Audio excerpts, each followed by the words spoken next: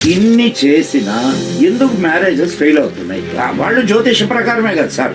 చాలా లాజికల్ గా సైంటిఫిక్ గానే చెప్తారు. బెస్ట్ అస్ట్రాలజర్ అయితే చాలా టైం తీసుకుంటాడు. ఏ గ్రహం ఏ అవస్థలో ఉంది, ఆ రాశి మీద ఏ గ్రహాల ప్రభావాలు ఉన్నాయి, చాలా కాంబినేషన్స్ ఉంటాయి. ఇవాళ అస్ట్రాలజీతో డీల్ చేసేటటువంటి వాళ్ళు నాకు తెలిసి 90% వాళ్ళకి ఇనఫ్ నాలెడ్జ్ లేదు. ఈ నక్షత్రానికి 18 పాయింట్ల కన్నా పైన వస్తే చేసే ఏంటో దానికి అస్ట్రాలజీ ఆ రాశికి నక్షత్రానికి ప్రిడిక్షన్స్ చెప్తారు. ఈ సంవత్సరానికి 2 లక్షల మందికి సరిపోతాయండి అవి.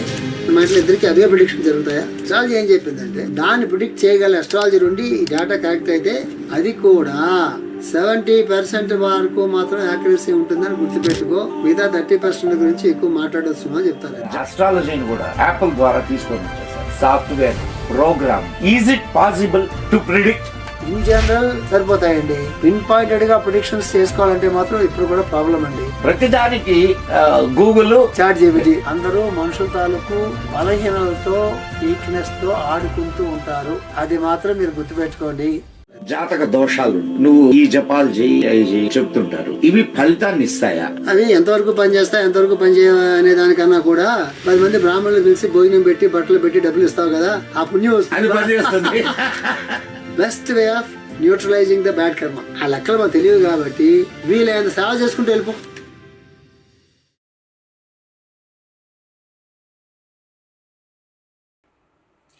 నమస్తే సదావత్సలే మాతృభూమే. నమస్కారం మిత్రులారా, నేను మీ Madan Gupta. Welcome to Madan Gupta talks. మనం అనేక ఇష్టాగోష్ఠి కార్యక్రమాలని నిర్వహించుకుంటూ వస్తున్నాం. అనేక మంది లబ్ధ ప్రతిష్ఠులతో మనం ఈ కార్యక్రమాన్ని ముందుకు తీసుకువెళ్తూ ఉన్నాం. మిత్రులారా, భారతీయ విద్యలు అనేకం. ఎటువంటి విద్యలు ఉన్నాయో ఊహించలేనటువంటి ప్రయోగాలను చేశారు మన ఋషులు, మన మునులు. మనకు అద్భుతమైన విజ్ఞానాన్ని అందించారు. కానీ మన దౌర్భాగ్యం కొద్దీ అనేక శాస్త్రాలను మనం పోగొట్టుకున్నాం. ఇంకా ఆ శాస్త్రాలు, వాటి యొక్క విలువలు నిలబడి ఉన్నాయి అని అంటే ప్రస్తుతం మిగిలి ఉన్నటువంటి అతి కొద్ది మంది దానికి కారణం. అటువంటి వారిలో ఈరోజు మనం పరిచయం చేసుకోబోయేటటువంటి వ్యక్తి ఒకరు. వారు మొదటగా వారిని ఇంట్రడ్యూస్ చేసేటప్పుడు వారి గురువు పేరు చెప్పి ఇంట్రడ్యూస్ చేస్తే వారు చాలా సంతోషిస్తారు. కాబట్టి వారి గురువు గారు Shri Ekkirala Krishnamacharya world teachers trust అనే ఒక ఆర్గనైజేషన్ని స్టార్ట్ చేసి దాని ద్వారా అనేక కార్యక్రమాలని వారు నిర్వహించారు. వారు స్వర్గస్థులైన తర్వాత ఆ కార్యక్రమాన్ని ప్రస్తుతం నిర్వహిస్తున్నటువంటి వారు శ్రీ సిహెచ్ఎస్ఎన్ రాజు గారు. వారు చిన్నప్పటి నుంచి ఆయన 20వ సంవత్సరం నుంచి ఇప్పుడు 56 సంవత్సరాల ప్రయాణం, అంటే 76 సంవత్సరాలు. ఇప్పటి వరకు అనేక గ్రంథాలు రాశారు. యూరప్లో 35 దేశాలు తిరిగి వారు మన భారతీయ శాస్త్ర ఔన్నత్యాన్ని ప్రజలకు తెలియజేస్తూ ఉన్నారు. జ్యోతిష్యం, హోమియోపతి, యోగం, దివ్యజ్ఞానం, ధ్యానం, పతంజలి యోగశాస్త్రం, ఇటువంటి విషయాలన్నిటి మీద వారు మంచి అవగాహన కలిగినటువంటి వ్యక్తి. అవగాహన కాదు, అధ్యయనము అండ్ సాధన కలిగిన వ్యక్తి శ్రీ రాజు గారు. వారిని ఈరోజు మీ ముందుకు తీసుకువస్తూ ఉన్నాను. ఇవాళ నిజంగా మాకు చాలా అదృష్టం మీలాంటి వారితో పాడ్కాస్ట్ చేయడం. ఎందుకనంటే లుప్తమైపోతున్నటువంటి అనేక శాస్త్రాలని, మీరు రహస్యమైన శాస్త్రాలని మీరు వాటిని కాపాడడానికి మీరు చేస్తున్నటువంటి కృషి నిజంగా దాన్ని మాటల్లో చెప్పలేను నేను. అండ్ వారిని ఇంట్రడ్యూస్ చేసే ముందు మీకు ఒక పుస్తకాన్ని కూడా నేను చూపిస్తాను. వారు జ్యోతిష ప్రకాశం అనేటటువంటి పుస్తకాన్ని ఇంతకుముందు ఇవి 3 భాగాలుగా వారు ఇచ్చారు. ఇప్పుడు ఇది ఒకే పుస్తకంగా తీసుకొని వచ్చారు. అండ్ త్రివేణి పబ్లికేషన్స్ పేరుతో అనేక గ్రంథాలని, మొట్టమొదటి రామాయణాన్ని మన తెలుగువారికి వచనంలో అందించినటువంటి ఘనత త్రివేణి పబ్లికేషన్స్. అది కూడా వారి నిర్వహణలోనే ఉండింది. వారితో ఇప్పుడు మనం జ్యోతిష్ శాస్త్రానికి సంబంధించిన చర్చ చేద్దాం. వెల్కమ్ టు మదర్ టాక్స్ రాజు గారు. నమస్కారం అండి. నమస్తే అండి. నిజంగా ఈరోజు చాలా అదృష్టం రాజు గారు. జ్యోతిష్ శాస్త్రం మీరు ప్రత్యేకంగా నేను మీ పరిచయానికి ముందు పుస్తకం చూపించిన కారణం ఏంటంటే ఈరోజు మీతోటి జ్యోతిష్ శాస్త్రం గురించే మాట్లాడదామని. సంతోషం అండి. సార్, అసలు ఇప్పుడు ఈరోజు మనం మన దేశంలో మార్కెట్లో చూస్తూ ఉన్నాం. అనేక మంది జ్యోతిష్ శాస్త్రవేత్తలు బోర్డులు తగిలించుకొని కూర్చొని ఉన్నారు. అండ్ వాళ్ళు చెప్పే నిజమవుతున్నాయో లేదో తెలియదు. అసలు జ్యోతిష్ శాస్త్రం అనేది నిజమా? మీరు దీన్ని ఎంతవరకు సమర్థిస్తారు, నమ్ముతారు? సూర్యుడి తాలూకు వెలుగు భూమి మీద పడి దానివల్ల ఋతువులన్నీ ఏర్పడుతున్నాయి. అదే సూర్యుడు సముద్రాల్లో నుంచి, నదుల్లో నుంచి జలాల్ని పైకి తీసుకెళ్ళి మళ్ళా వర్షాకాలంలో మేఘాల ద్వారా వర్షింపజేస్తున్నాడు. మనలో ఆక్సిజన్ అయినా, మనలో ప్రాణం అయినా, చంద్రమా మనసో జాత చక్షో సూర్యో అజాయిత పురుషోక్తం, మన కంటిలో వెలుగు అయినా, ఒక భూగోళానికే కాకుండా ఈ సౌరమండలానికి మొత్తానికి వెలుగు అయినా, ప్రాణం అయినా, ఆయన నిజమైతే జ్యోతిష్ శాస్త్రం కూడా నిజమే. ఎందుకంటే జ్యోతిష్ శాస్త్రానికి మూలమే సూర్యుడితో మనం మొదలు పెడతాం. ఇక సౌర కుటుంబంలో చంద్రుడు ఉన్నాడు. చంద్రుడి సంగతి మనకు తెలియాల్సిందేముంది?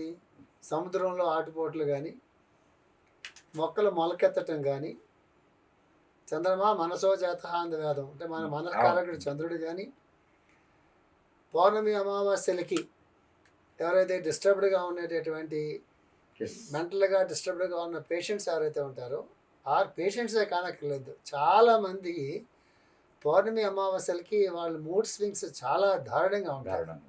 అంటే వాళ్ళ మనస్సు మీద చంద్రుడి తాలూకు ప్రభావం అలా ఉంటుంది. ఒకప్పుడు ఆనందంగా ఉంటాం, ఒకప్పుడు సంతోషంగా ఉంటాం. ఎందుకంటే చంద్రుడు మన కారకుడు కాబట్టి. చంద్రుడు అమావాస్య నాడు కనిపించడు, పౌర్ణమి నాడు పూర్తిగా కనిపిస్తాడు. క్రమక్రమంగా వెలుగు పెంచుకుంటూ వెళ్తాడు, వెలుగు తగ్గించుకుంటూ వస్తాడు. అమావాస్య పౌర్ణమికుల మధ్య మానవ జీవితంలో కూడా, మానవుడి తాలూకు మన ప్రవృత్తిలో కూడా సుఖదుఖాలు, ఎగురుదిగుళ్ళు, ఒకప్పుడు బాగుండాలి, ఒకప్పుడు బాగలేకపోవడాలు, ఇవన్నీ జరుగుతున్నాయి. అంటే దానికి చంద్రుడే కారణం. సైన్స్ కూడా దానికి ఒప్పుకునే తీరాల్సినటువంటి పరిస్థితి. ఆ చంద్రుడిని మనం నమ్ముతున్నాము అంటే అందుకన్నా ముఖ్యంగా 28 చంద్రుడికి ఉండేటటువంటి 28 రోజులు తాలూకు గమనం ఉంది చూసారా, దాన్ని డిపెండ్ అయ్యే స్త్రీ తాలూకు ఋతుకాలం 28 డేస్. హెల్దీ అయినట్టు, చాలా హెల్దీగా ఉన్నటువంటి స్త్రీకి మెన్స్ట్రువల్ సైకిల్ 4 వీక్స్ 28 డేస్ ఉంటుంది. ఈ 28 డేస్ ఏంటన్నట్లయితే చంద్రుడి తాలూకు గమనం మీద ఆధారపడి ఉంటుంది. హ్యూమన్ ఫెర్టిలైజేషన్, మనలో ఉండే ఫెర్టిలైజేషన్ కానీ, ఆ మొక్కలు ఎత్తడం కానీ, ఇవన్నీ కూడా చంద్రకిరణాలపైనే ఆధారపడి ఉంటాయి. అది దీన్ని ఎవరూ కాదనేటటువంటి పరిస్థితి కాదు. అది నమ్మితే జ్యోతిష్ శాస్త్రాన్ని మీరు నమ్మాలి. ఇప్పుడు మీరు కనిపించే రెండు వీటిల గురించి చెప్పారు. అవి కనిపిస్తున్నాయి మనకి, దాని ఎఫెక్ట్ కనిపిస్తుంది. మీకు శుక్రుడు, బుధుడు, శని, రాహు, కేతువులు అంటే అసలు ఛాయాగ్రహాలు. ఈ కనిపించని గ్రహాలు ఇప్పుడు ఇవంటే వెలుగునిస్తున్నాయి, వేడినిస్తున్నాడు కాబట్టి ప్రభావం చూపిస్తున్నాయి అంటారు. మరి కనిపించని ఈ గ్రహాలు ఎట్లా ప్రభావాన్ని చూపిస్తాయి? చాలా మంచి ప్రశ్న వేశారు. సైన్స్ అనేది ఎప్పుడు ఇవాల్వ్ అవుతూ ఉంటుంది. ఏ యుగంలో అయినా, ఏ శతాబ్దంలో అయినా అది ఇవాల్వ్ అవుతూ ఉంటుంది. సృష్టిలో కానీ, ప్రకృతిలో కానీ, సౌర కుటుంబాల్లో కానీ, మహావిశ్వంలో కానీ జరిగేటటువంటి వాటిని ఎక్విప్మెంట్ ద్వారా, ఆపరేటర్స్ ద్వారా తెలుసుకునేటటువంటి పరిస్థితిలో ప్రస్తుతం సైన్స్ లేదు. మీరు ఒక 100 ఇయర్స్ 100 కూడా అట్లా 50-60 ఇయర్స్ వెనక్కి వెళ్ళారనుకోండి, అప్పుడు టెలివిజన్ అనే కాన్సెప్ట్ మనం ఊహించగలమా? లేదు. రామాయణ కాలంలో పుష్పక విమానం అని చెప్పాడు ఆయన. వాల్మీకి ఒక రాసి ఊరుకున్నారు. మరి ఎన్ని వేల సంవత్సరాల తర్వాత విమానం తయారైన తర్వాత మనం చూసిన తర్వాత మనకు తెలిసింది. అప్పుడెప్పుడో విమానం గురించి చెప్పాడు. మరి అన్ని వేల సంవత్సరాలు దాని గురించి ప్రస్తావన లేదు కదా. ఎప్పుడో కొన్ని వేల సంవత్సరాలు అయిన తర్వాత సైంటిస్ట్ నెమ్మదిగా స్టార్ట్ చేసి తర్వాత నెమ్మదిగా విమానం తయారు చేశాడు కదా. ఎక్కడో అమెరికాలో టెలివిజన్లో, రష్యా టెలివిజన్లో వస్తుంటే మాట్లాడినటువంటి కొన్ని క్షణాల్లో, నిమిషాల్లో ఇండియాలో టెలికాస్ట్ అవుతుంది. ఇది ఒకప్పుడు మనం ఊహించాము. అది ఎట్లా ఇప్పుడు మనం చూస్తున్న వాటిని ఎట్లాగైతే 100 ఇయర్స్ క్రితమో, 50 ఇయర్స్ క్రితమో, 200 ఇయర్స్ క్రితమో ఎట్లాగైతే మన ఊహకు అందలేదో, ఇప్పుడు కూడా మన ఊహకు అందనటువంటివి విశ్వంలో ఎప్పటికీ అందకపోవచ్చునేమో కూడా. ఆది అంతము లేదు అని చెప్తారు మనకి పురాణాల్లో. ఆది అంతము లేని దాని గురించి మనకి ఆది అంతం మనకు ఉన్నాయి. సృష్టికి ఆది అంతము, భగవంతుడికి ఆది అంతము లేదు అన్నారు. విశ్వం ఎంతవరకు విస్తరించి ఉన్నదో అనేది ఎవరికి ఎప్పటికీ తెలిసే అవకాశం, అది ఊహించడానికి కూడా విషయం. అలాంటివి ఎన్నో ఎన్నో ఎన్నో ఉన్నాయి ప్రపంచంలో. అన్నింటి ఎక్విప్మెంట్ ఇప్పుడున్న సైంటిస్ట్కి తెలియకపోయినంత మాత్రాన అది లేదు అనుకోవడానికి అవకాశం లేదనేటటువంటిది మనకి ఇవే ఎగ్జాంపుల్స్. ఒకప్పుడు లేనివు ఇప్పుడు ఉన్నాయి. దీని గురించి మరి రామాయణంలో చెప్పాడు అంటే అప్పుడు ఇదే వాదిస్తున్నటువంటి వాళ్ళు అప్పుడు కూడా ఏమని ఉంటారు, నా మొహం రామాయణంలో గాల్లో ఎగరడం ఏంటి అని ఉంటారు కదా. అని ఉంటారా అనరా? ఇది ఎన్ని వేల సంవత్సరాలు పెట్టింది. ఇది లాజికల్గా చెప్పడం కాదు. Human mind is very limited. ఇప్పుడు లిమిటెడ్ అంటారా? చాలా లిమిటెడ్ కదండి. ఎందుకు లిమిటెడ్ అంటే అది పుట్టిన తర్వాత, క్రియేషన్ వచ్చిన తర్వాత ఎన్నో లక్షల సంవత్సరాలు పోయాక సౌర కుటుంబాలు పుట్టిన తర్వాత, ఆ సౌర కుటుంబానికి కేంద్రంగా సూర్యుడు పుట్టిన తర్వాత ఆయనలో నుంచి క్రమంగా ఒక్కొక్క అణువులాగా వచ్చి ఒక్కొక్క గ్రహం పుట్టిన తర్వాత, ఆ తర్వాత భూమి పుట్టిన తర్వాత, భూమి మీద ఎన్నో జీవులు పుట్టిన తర్వాత, ఎప్పుడో మళ్ళా కొన్ని లక్షల సంవత్సరాల తర్వాత మనిషి పుట్టిన తర్వాత మనసు అనేది వాళ్ళు మేల్కొన్న తర్వాత, ఇప్పుడు కూడా మనసు పూర్తిగా మేల్కోలేదని కదా సైంటిస్ట్ చెప్తారు. సైంటిస్టులు ఇప్పుడు ఏం చెప్తారు, మనకున్న మైండ్ పవర్లో ఎంత % ఉపయోగించుకోగలుగుతున్నాం అని చెప్తున్నారు మనకి. అంటే 100%లో మనం 20% మనం ఉపయోగించుకోలేకపోతున్నాం కదా సార్. 5% ఉపయోగించుకుంటేనే ఐన్స్టైన్ అన్నారు. మరి మిగతా 95%లో ఇవన్నీ భాగాలే. ఏవైతే నమ్మట్లేదో, దేన్ని మనం క్వశ్చన్ చేస్తున్నామో, ఏది మనకు కనిపించకపోతే నమ్మం అంటున్నామో, అవన్నీ ఏంటంటే మన సొంత మైండ్ మనకున్న మన సొంత మైండ్లోనే మనం 5% 10% ఉపయోగించుకోలేనటువంటి పొజిషన్లో ఉన్నామని చెప్పి మన గ్రేట్ సైంటిస్టులు ఒప్పుకుంటున్నప్పుడు, మిగతా 95% మైండ్ ఏమవుతుంది, దాంట్లో ఏముందో ఎడ తెలుస్తుంది మనకి. ఇప్పుడు ఎడ తెలుస్తుంది? ఋషులు అంటే ఎవరంటే వాళ్ళు ద్రష్టలు అంటారు. వాళ్ళు ఋషులకి ద్రష్టలు అంటారు కదా. మునులు అంటారు, ద్రష్టలు అంటారు, ఇలా అంటారు. ద్రష్ట అనే దాని మీనింగ్ ఏంటంటే జరిగిపోయిన యుగాల్లో జరిగిపోయిన దాన్ని కూడా ఆయన దర్శించగలడు, వర్తమానాన్ని కూడా ఆయన దర్శించగలడు, వర్తమానంలో కూడా జీవించగలడు, భవిష్యత్తుని కూడా ఆయన దర్శించగలడు. సైన్స్ భవిష్యత్తుని దర్శించలేదు. ఎందుకు?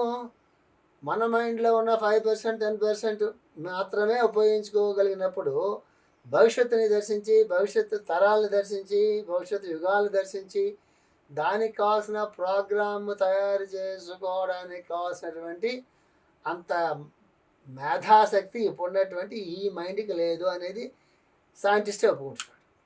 అవును సార్. అట్టేటప్పుడు ఇప్పుడు మనకు నోస్ట్రాడామస్ కానివ్వండి అండ్ వీళ్ళు అనేక మంది ప్రిడిక్షన్స్ ఇచ్చారు. అంటే వాళ్ళు దర్శించినట్లేనా? కరెక్ట్గా వాళ్ళు దాని దివ్య దృష్టి అంటారు.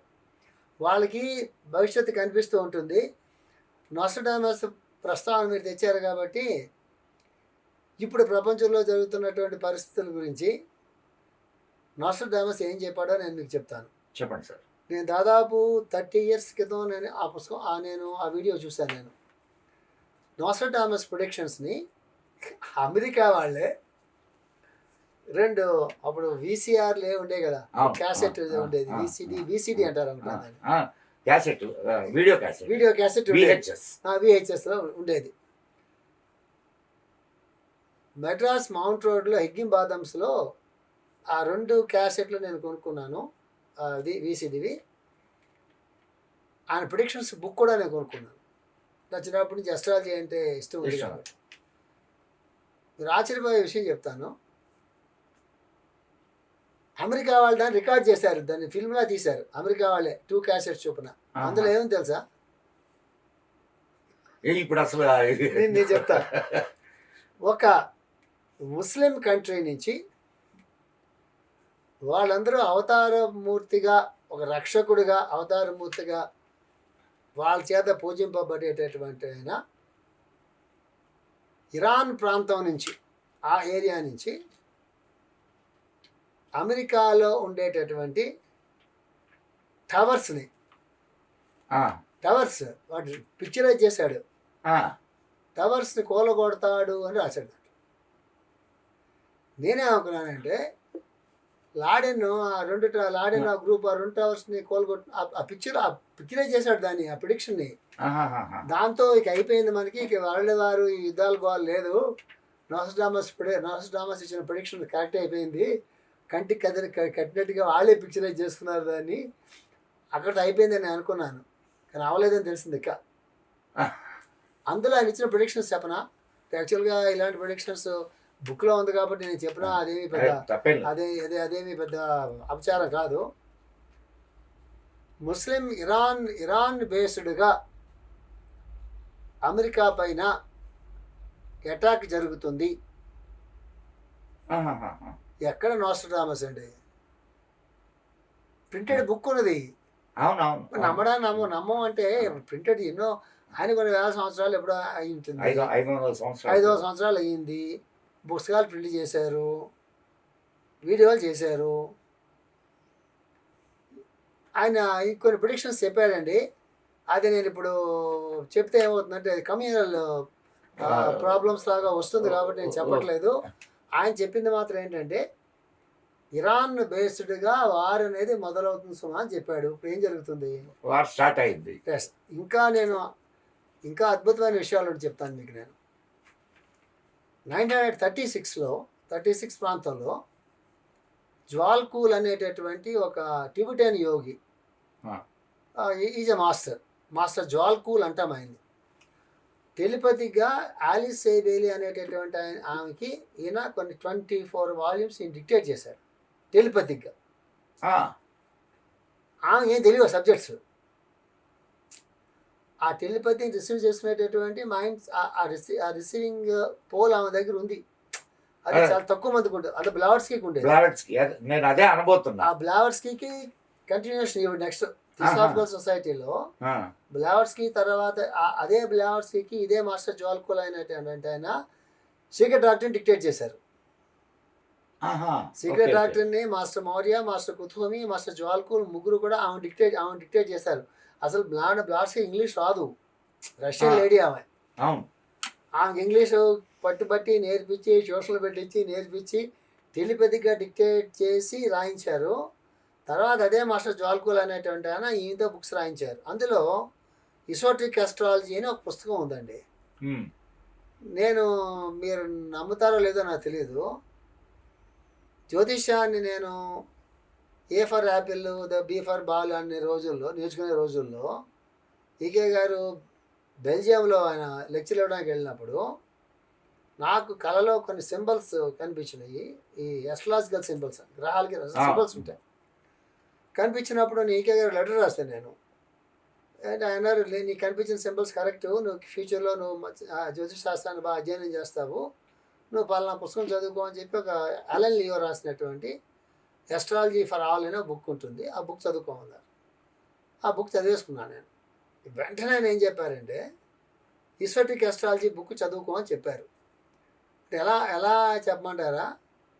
ఫస్ట్ స్టాండర్డ్లో జాయిన్ చేసిన తర్వాత ఒక 10th క్లాస్ కూడా కాదు, పోస్ట్ గ్రాడ్యుయేషన్ పుస్తకం చేతికిచ్చి చదువుకోమని చెప్పినట్టు. ఫస్ట్ క్లాస్ స్టూడెంట్కి పోస్ట్ గ్రాడ్యుయేషన్లో పుస్తకం Book. పట్టుకొచ్చి చదువుకో అని ఇస్తే ఎలా ఉంటుందో అట్లాగా ఆ పుస్తకం చదువుకోమని చెప్పి మాస్టర్ గారు బెంగళూరు నుంచి నాకు ఉత్తరం రాశారు. నేనేమో జడ్పీ స్కూల్లో చదువుకున్నాను, ఇంటర్మీడియట్ ఎస్ఎస్ఎల్సీ వరకు, ఒకే ఒక సంవత్సరం పియూసీ ఇంగ్లీష్ మీడియం చదువుకున్నాను, తర్వాత బిఏ తెలుగు లిటరేచర్ చేశాను. నాకు ఇంగ్లీష్లో అంత పరిచయం తక్కువ. జడ్పీ స్కూల్లో ఇంగ్లీష్లో ఆ రోజుల్లో పరిచయాలు ఎక్కడ ఉంటాయి. ఆ పుస్తకం 500-600 పేజీల పుస్తకం, ఇంగ్లీష్ బుక్ అది. నేను చదువుకున్నాను పుస్తకం,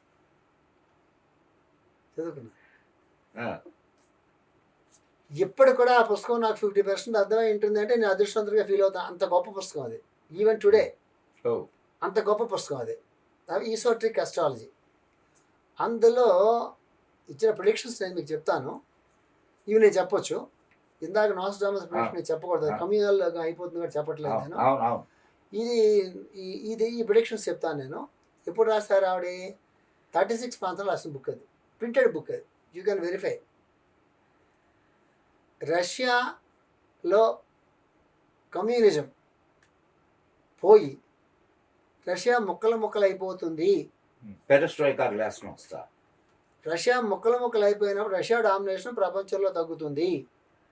దానివల్ల వరల్డ్లోని కంట్రీస్ మధ్య బ్యాలెన్స్ దెబ్బతింటుంది. ఎందుకంటే ఒకప్పుడు అమెరికా రష్యా రెండు ఈక్వల్ ఫోర్సెస్గా ఉన్నప్పుడు ఒక బ్యాలెన్స్ మెయింటైన్ అవుతూ ఉండేది. ఎప్పుడైతే ఒక కంట్రీ, పెద్ద కంట్రీ ముక్కలు అయిపోయి ఆ కమ్యూనిజం అంతా పోతుందో దాంతో కొంచెం బ్యాలెన్స్ తగ్గుతుంది, లేకపోతే కొంచెం డిస్టర్బెన్స్ వస్తుంది. కానీ కమ్యూనిజం పోతుంది, రష్యాలో సూపర్మసీ పోతుంది అని రాసింది. జరిగిందా లేదా? అది జరిగింది కదా. నెక్స్ట్ ప్రొడిక్షన్ చెప్తాను ఇప్పుడు నేను. ప్రపంచంలోని అన్ని దేశాలు అమెరికా మీద ఆధారపడి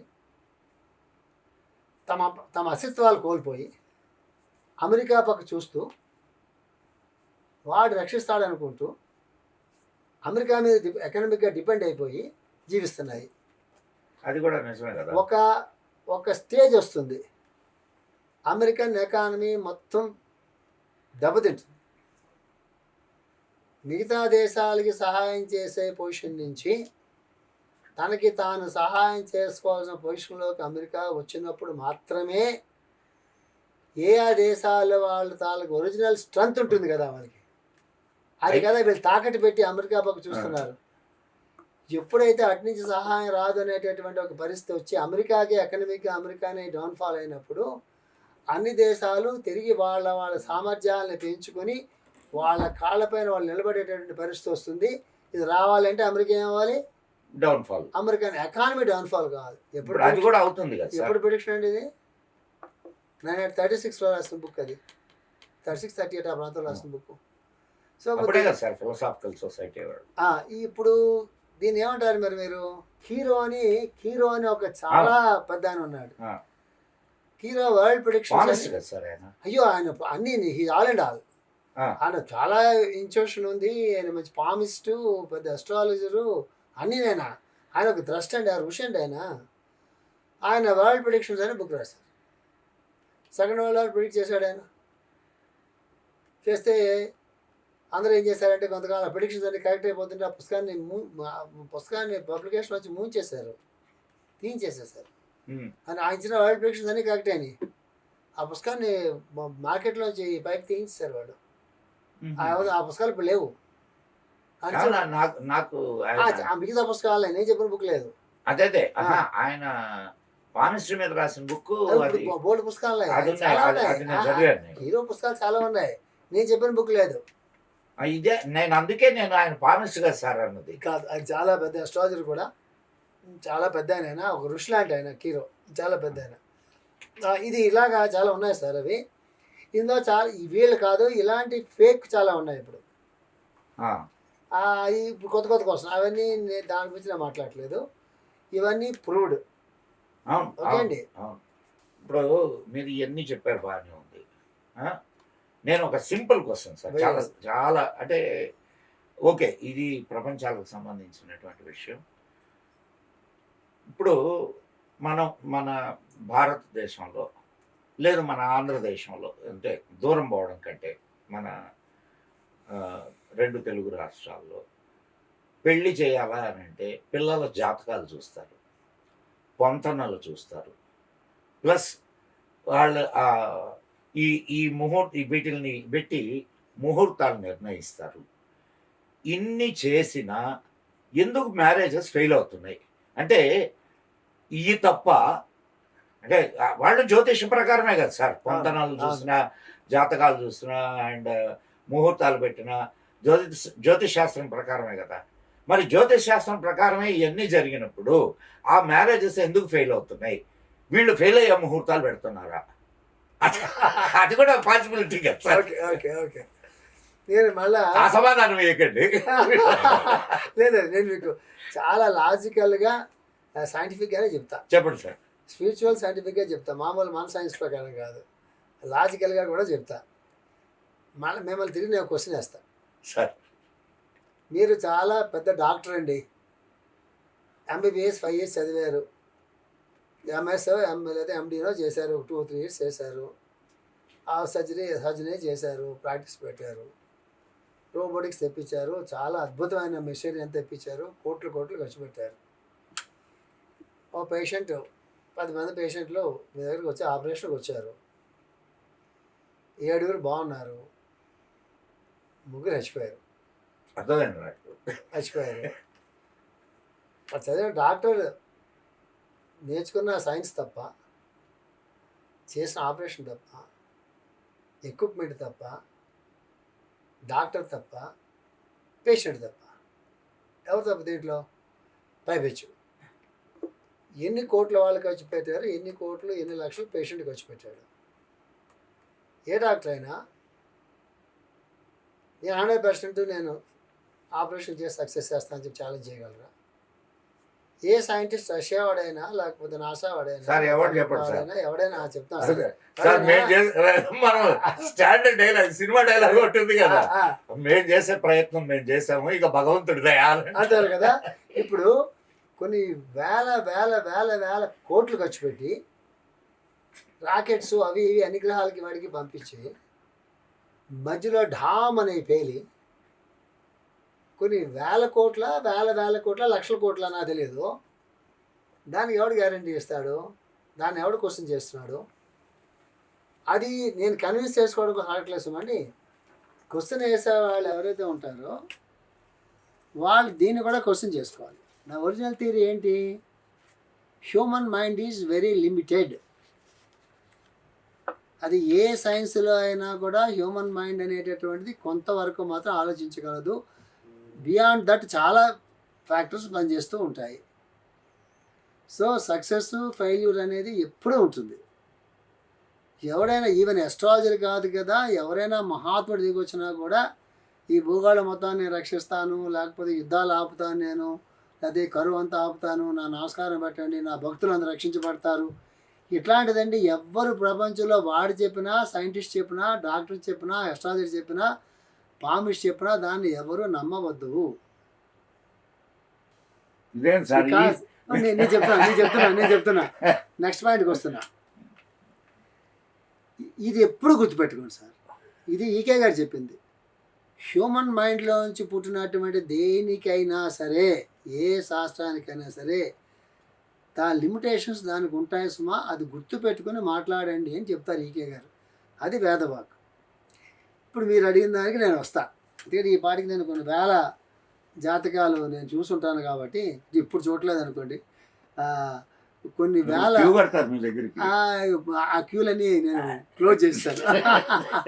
ఎన్ని దేశాల నుంచి వస్తాయి క్యూలు, అవన్నీ నేను ఇప్పుడు క్లోజ్ చేసేసాను. ఇప్పుడు నేను సైన్స్ చెప్తాను మీకు. నేను ఫెయిల్ అవడానికి మొట్టమొదటి కారణం ఏంటి చెప్పమంటారా? 100కి 95 మందికి, ఇప్పుడు 95 మంది అంటే ఎక్కువ అనుకుంటే, ఇప్పుడు 90 మందికి ఎగ్జాక్ట్ 100కి 50 మందికి ఎగ్జాక్ట్ డేట్ ఆఫ్ బర్త్ తెలియదు మొట్టమొదటి. ఇప్పుడంటే అందరూ ఇప్పుడంటే సిజేరియన్ ఆపరేషన్లు కాబట్టి, హాస్పిటల్ కాబట్టి, అస్ట్రాలజీ ఇది కూడా నా ప్రశ్నలో నా ప్రశ్న తర్వాత ప్రశ్న అది కూడా వస్తుంది. అది దీంట్లో సమాధానం మీకు వచ్చేస్తుంది. వచ్చేస్తుంది. అందులో పూర్వం వాళ్ళకి ఇప్పుడు మా అందరి డేట్ ఆఫ్ బర్త్లు మా రికార్డ్స్ తప్పులే ఉంటాయి. వాళ్ళకి గుర్తొచ్చిన డేట్ చెప్తారు. ఫాదర్ మదర్ స్కూల్కి వెళ్ళినప్పుడు నోట్ చేసుకునే పరిస్థితి లేదు. డేట్ ఆఫ్ బర్త్ పండగ ముందు కరెక్ట్. డేట్ ఆఫ్ బర్త్ కరెక్ట్గా ఉన్నప్పుడు ఉంది అనుకున్న వాళ్ళు 90% కరెక్ట్ టైమ్ ఆఫ్ బర్త్ ఉండదు. నా అనుభవంతో చెప్తున్నాను మీకు. కొంతమంది వివాహ పొంతనాలకి పెళ్ళిళ్ళు కావట్లే అని చెప్పి కుక్కుడప్పుడు వాళ్ళు మంచి జాతకాన్ని వేసుకుని చూపిస్తూ ఉంటారు. ఇది కూడా జరుగుతుంటాయి. అయ్యో ఎక్కువ జరుగుతాయి సార్, నాకు తెలుసు సార్, నాకు తెలుసు కదా, చేస్తుంటారు. ఇది ఒక ఆస్పెక్ట్. ఒకటి డేట్ ఆఫ్ బర్త్ సరిగ్గా లేకపోవటం, డేట్ ఆఫ్ బర్త్ బాగున్నా టైమ్ ఆఫ్ బర్త్ కరెక్ట్గా లేకపోవటం. ప్రతి 2 గంటలకి లగ్నం మారుద్ది. 2 గంటలకు దాకా ఎందుకు సార్, నిమిషాల్లో మారిపోతుంది. లగ్నం ఒకటే కాదు, దానికి చాలా ఫ్యాక్టర్స్ ఉంటాయి. Plus 3 astrologer. మొట్టమొదటి డేటా కరెక్ట్ కాదు, 3 ఎస్ట్రాలజర్. ఆర్ఎంపీ కూడా డాక్టరే, నర్స్ కూడా డాక్టరే, ఎంబీబీఎస్ కూడా డాక్టరే, ఎండి కూడా డాక్టరే, ఎంఎస్ కూడా డాక్టరే. అందరూ ఇంజెక్షన్ చేస్తారు, అందరూ మందులు ఇస్తారు. ఒకటే అవుతుందా? ఈవేళ మార్కెట్లో ఉండే అస్ట్రాలజర్స్ ఒక మంచి గురువు దగ్గర. మరి అటువంటప్పుడు మీరు ఇన్ని ఫ్యాక్టర్లు చెప్పారు సార్, మరి అటువంటప్పుడు అస్ట్రాలజీని ఎట్లా నమ్మగలం? నేను చెప్తున్నా, నేను మొత్తం ఎక్స్ప్లెయిన్ చేస్తాను మీకు. నేను ఎక్స్పీరియన్స్తో ఎక్స్ప్లెయిన్ చేస్తాను. నేను అందుకే మొదటి ప్రశ్నకు వచ్చింది. నేను కన్విన్స్ చేయడం కోసం మాట్లాడలేదు. లేదు, ఇక్కడ నేను కన్విన్స్ కావడానికి నేను సిద్ధంగా లేదు. అసలు అవ్వద్దు, మీరు అసలు అవ్వద్దు, కన్విన్స్ మీరు కావద్దు. నేను కన్విన్స్ చేయట్లేదు. I am telling you with my experience. మొట్టమొదటిది ఏంటంటే డేటా లేకపోవడం అనేది చాలా మెయిన్ రీజన్ అండి. డీల్ చేసే అస్ట్రాలజర్ అతనికి ఎంత నాలెడ్జ్ ఉంది, ఆర్ఎంపీనా డాక్టరేటా, అనుభవం ఉందా లేదా. ఇప్పుడు ఎంఎస్ డాక్టర్ అవ్వచ్చండి, 20-30 years సర్జరీస్ చేసిన డాక్టర్కి నేను, లేకపోతే 2 కోట్లు 3 కోట్లు ఇచ్చి అంతంత మార్కులతో వచ్చి 2 కోట్లు 3 కోట్లు కట్టి అట్లా పూర్తి చేసేసి ఇమీడియట్గా ఒక నర్సింగ్ హోమ్ ఏదో పెట్టేసి ఆయన కూడా ఆపరేషన్ మొదలెట్టాడు అనుకోండి, ఈయనకి ఎంత తేడా ఉంటుంది, ఆపరేషన్ ఎంత తేడా ఉంటుంది. ఇక్కడ నాలెడ్జ్ ఒకటి సరిపోదు, you need experience also, maturity also కావాలి. ఏ సైన్స్లోనూ అంతేనండి. ఇవాళ ఎస్ట్రాలజీతో డీల్ చేసేటటువంటి వాళ్ళు నాకు తెలిసి 90% వాళ్ళకి ఇనఫ్ నాలెడ్జ్ లేదు వాళ్ళ దగ్గర. వాళ్ళు పుస్తకం దగ్గర పెట్టుకుంటారు, టేబులర్ ఫామ్ దగ్గర పెట్టుకుంటారు. ఈ నక్షత్రానికి ఎంత 33 పాయింట్లో 18 పాయింట్ల కన్నా పైన వస్తే చేసే బేసిక్ ఏంటి. దానికి ఎస్ట్రాలజీ ఎందుకు? మనమే పంచాంగం చూసుకుంటున్నాం. ఇప్పుడు నేనే తిరిగి వాళ్ళకు కామన్ సెన్స్ ప్రశ్న వేస్తాను, ఎందుకు ఎస్ట్రాలజీ ఫెయిల్ అవుతుంటుందో నేనే వాళ్ళ క్వశ్చన్ వేస్తాను. ఈ తారీఖు నుంచి ఈ తారీఖు దాకా ఈ రాశి, మేష రాశి ఉదాహరణకి 4 రోజులు సన్నం ప్రతి రాశి 4 రోజులు తిరుగుతాడు. ఆ నెలలో వెళ్ళి మేష రాశి వాళ్ళు ఇదేదో వృషభ రాశి చెప్తారు, చంద్రుడిని బట్టి చెప్తారు, సూర్యుని బట్టి కూడా చెప్తారు. సన్ సైన్ అంటాం మనం, ఇంగ్లీష్ వాళ్ళంతా సన్ సైన్ అంటారు, సన్ బట్టి ఫాలో అవుతారు. వాళ్ళు March 21st నేను 2 చూస్తాను, నాకు 2 తెలుసు. నాకు ఇండియన్ అస్ట్రాలజీ చదువుకున్నాను నేను, సాయన సిద్ధాంతం అంటాం, వెస్ట్రన్ అస్ట్రాలజీ కూడా నేను చదువుకున్నాను. సో వెస్ట్రన్ అస్ట్రాలజీ అంతా సన్ బేస్డ్. March 21st నుంచి స్టార్ట్ అవుతుంది వాళ్ళకి. సన్ అక్కడికి వస్తాడు మేషం నుంచి, 1 month మన నక్షత్రంతో బేస్ అవుతాం. చంద్రుడు అంటే నక్షత్రం బేస్ అవుతాం మనం. ఇప్పుడు ఒక నక్షత్రం అనుకుందాం, పోనీ ఇప్పుడు ఇండియన్ అస్ట్రాలజీ ఆడుకుందాం, రాసులు పక్కన పెట్టాను. ఈ 27 నక్షత్రాలు ఉన్నాయి మనకి. ప్రపంచంలో ఎన్ని కోట్ల మంది ఒక నక్షత్రంలో ఎన్ని కోట్ల మంది పుడతారు? ఎన్ని లక్షల మంది పుడతారు అనుకుందాం ఒక నక్షత్రంలో. వార ఫలాలు, మాస ఫలాలు లేకపోతే పంచాంగంలో చెప్తారు. మీ ఇంట్లో 2 ఉన్నారు, ఒకే నక్షత్రంలో పుట్టారు. ఇప్పుడు పంచాంగ శ్రవణం అంతా నక్షత్రాల మీద కదా నడుస్తుంది, రాశి అంటే నక్షత్రమే కదా. ఈ రోజుకు సంబంధించిన ప్రశ్న. ఆ రాశి ఉగాది. ఉగాది ఇవాళ మంచి అందుకే చెప్తుంది. ఫస్ట్ అస్ట్రాలజీ చేసుకొని ఉగాది పూట జరగడం కూడా మంచిది. దైవికంగా ఆయన అంటే అనుకుంటున్నాను నేను. ఇప్పుడు మన ఇంట్లోనే ఇద్దరు ఉన్నారండి, ఇద్దరు ఒక మిథున రాశిలో పుట్టారు, పుష్య లేదా ఆధార నక్షత్రం ఏదో పునర్వసం ఇది పుట్టారు. ఆ రాశికి నక్షత్రానికి ప్రిడిక్షన్స్ చెప్తారు ఈ సంవత్సరానికి. ఇన్ని లక్షల మందికి సరిపోతాయండి అవి? అసలు మీ ఇంట్లో ఇద్దరికి సరిపోతాయా? మా ఇంట్లో ఇద్దరికి సరిపోతాయి? మా ఇంట్లో ఇద్దరికి అవే ప్రిడిక్షన్ జరుగుతాయా? అలా ప్రిడిక్షన్స్ చెప్పొచ్చా? మీరు చెప్పాలి సార్. ఇది కామన్ సెన్స్ ఏనెస్ కదా. అవును సార్, మీరు చెప్పాలా? ఇప్పుడు మరి ఇవన్నీ ఎందుకు అది అది అది తప్పు, అది తప్పు. మీకంటూ భూగోళం మీద జాగ్రఫికల్గా ఏ దేశంలో, ఏ ఊర్లో, ఏ లాటిట్యూడ్ లాంగిట్యూడ్లో పుట్టారో, ఏ టైంకి పుట్టారో, that is exactly what you. అది మదన్ గుప్తా గారు. ఆ నిమిషానికి ఎవరన్నా పుట్టినా జాగ్రఫికల్గా ఆ దేశంలో ఆ ఊర్లో పుట్టడు సార్. ఒకే హాస్పిటల్లో ఇద్దరు పుట్టారు సార్, అది రేర్ అంటామండి. ఒకే హాస్పిటల్లో ఇద్దరు పుట్టిన వేరే టైంలో, అదే టైంలో పుట్టింది, అది వేరే డీల్ చేద్దాం. కవల పిల్లల గురించి చెప్తున్నారు మీరు. కవల పిల్లలు కూడా కావచ్చు, పక్క బెడ్లు కావచ్చు. Very good. దానికి ఆలన్ లియో అద్భుతమైన ఇండియన్ కాకపోయినా అనిపిసెంట్ శిష్యుడు ఆయన. ఆలన్ లియో అనిపిసెంట్ శిష్యుడు. ఎన్విసెంట్ మేడం బ్లావర్స్కి శిష్యురాలు. ఎన్విసెంట్ మేడం బ్లావర్స్కి శిష్యురాలు. ఆలన్ లియో చాలా సిన్సియర్ ఆయన, అనిపిసెంట్ శిష్యుడు.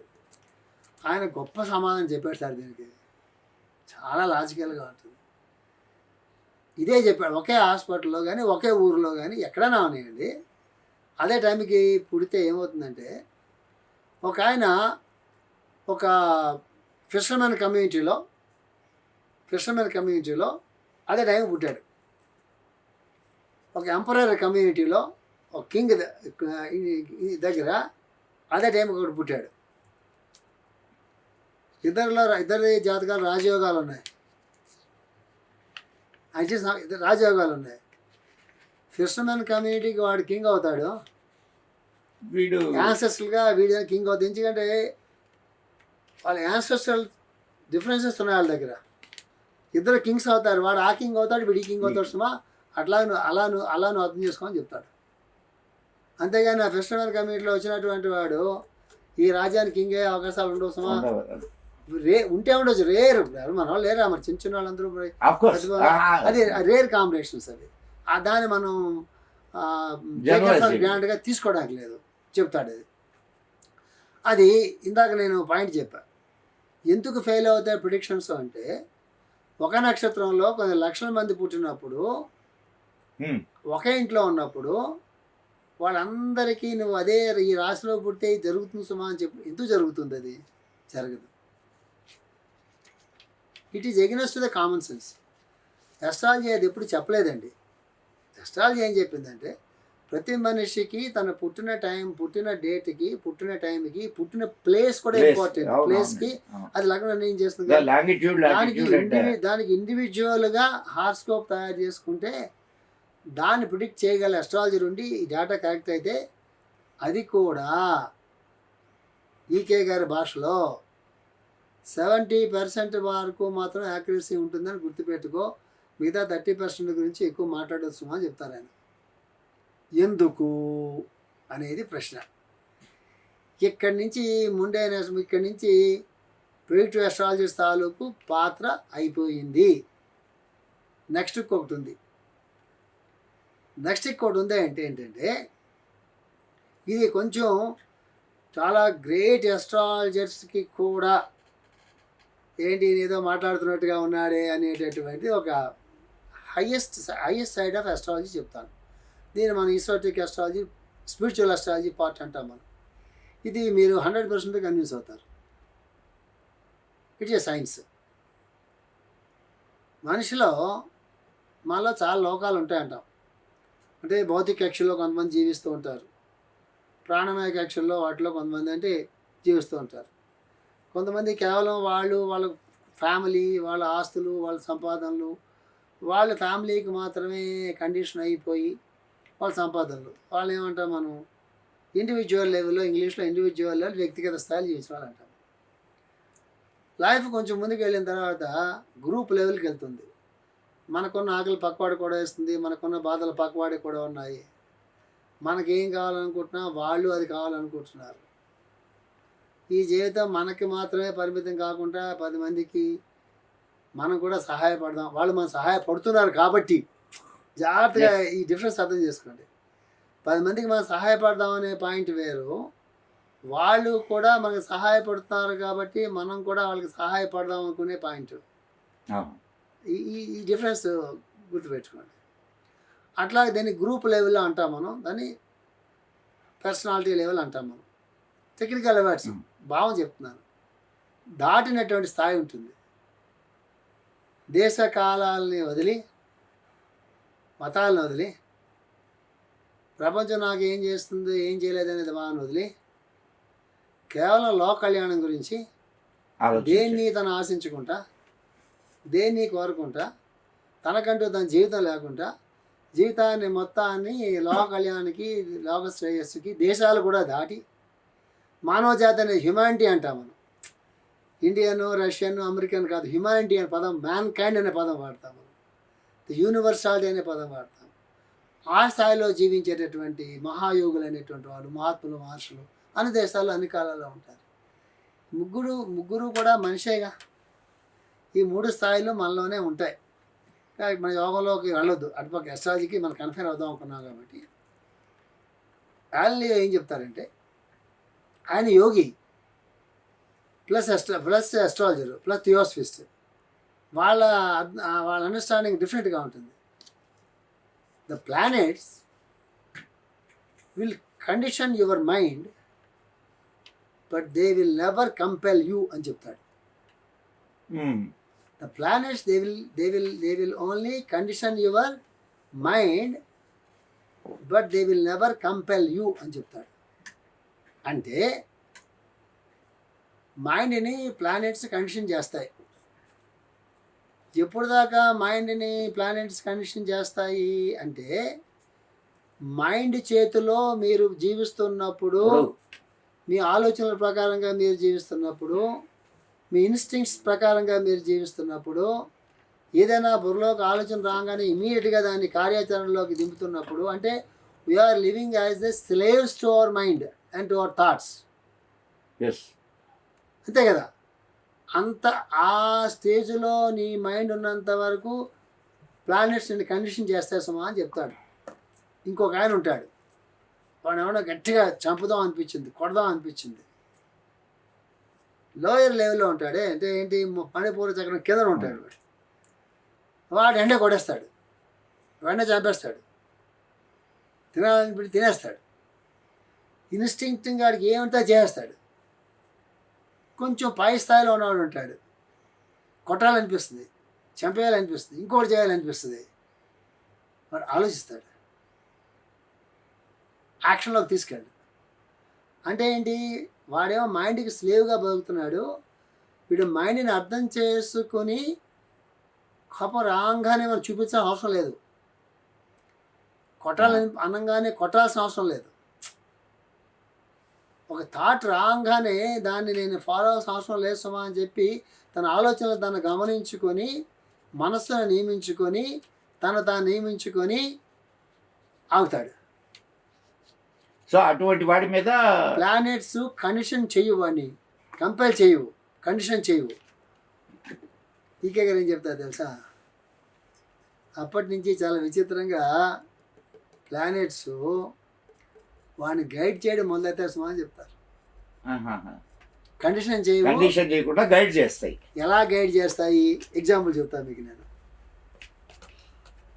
ఎలా గైడ్ చేస్తాయి అంటే, మనం రోడ్లో వెళ్తున్నాం, మనం హైవేలో వెళ్తున్నాం, ఒక స్పీడ్లో వెళ్తున్నప్పుడు ముందు మీకు కాషన్ బోర్డులు వస్తాయి, ఇక్కడి నుంచి ఇంతవరకు మీకు రోడ్ బాగాలేదు, స్లోగా డ్రైవ్ చేయండి, అయితే రోడ్ క్లోజ్ చేయబడింది, పక్క రోడ్ తీసుకోండి అని ఏదో మొత్తం మీద కాషన్ బోర్డ్స్ వస్తాయి.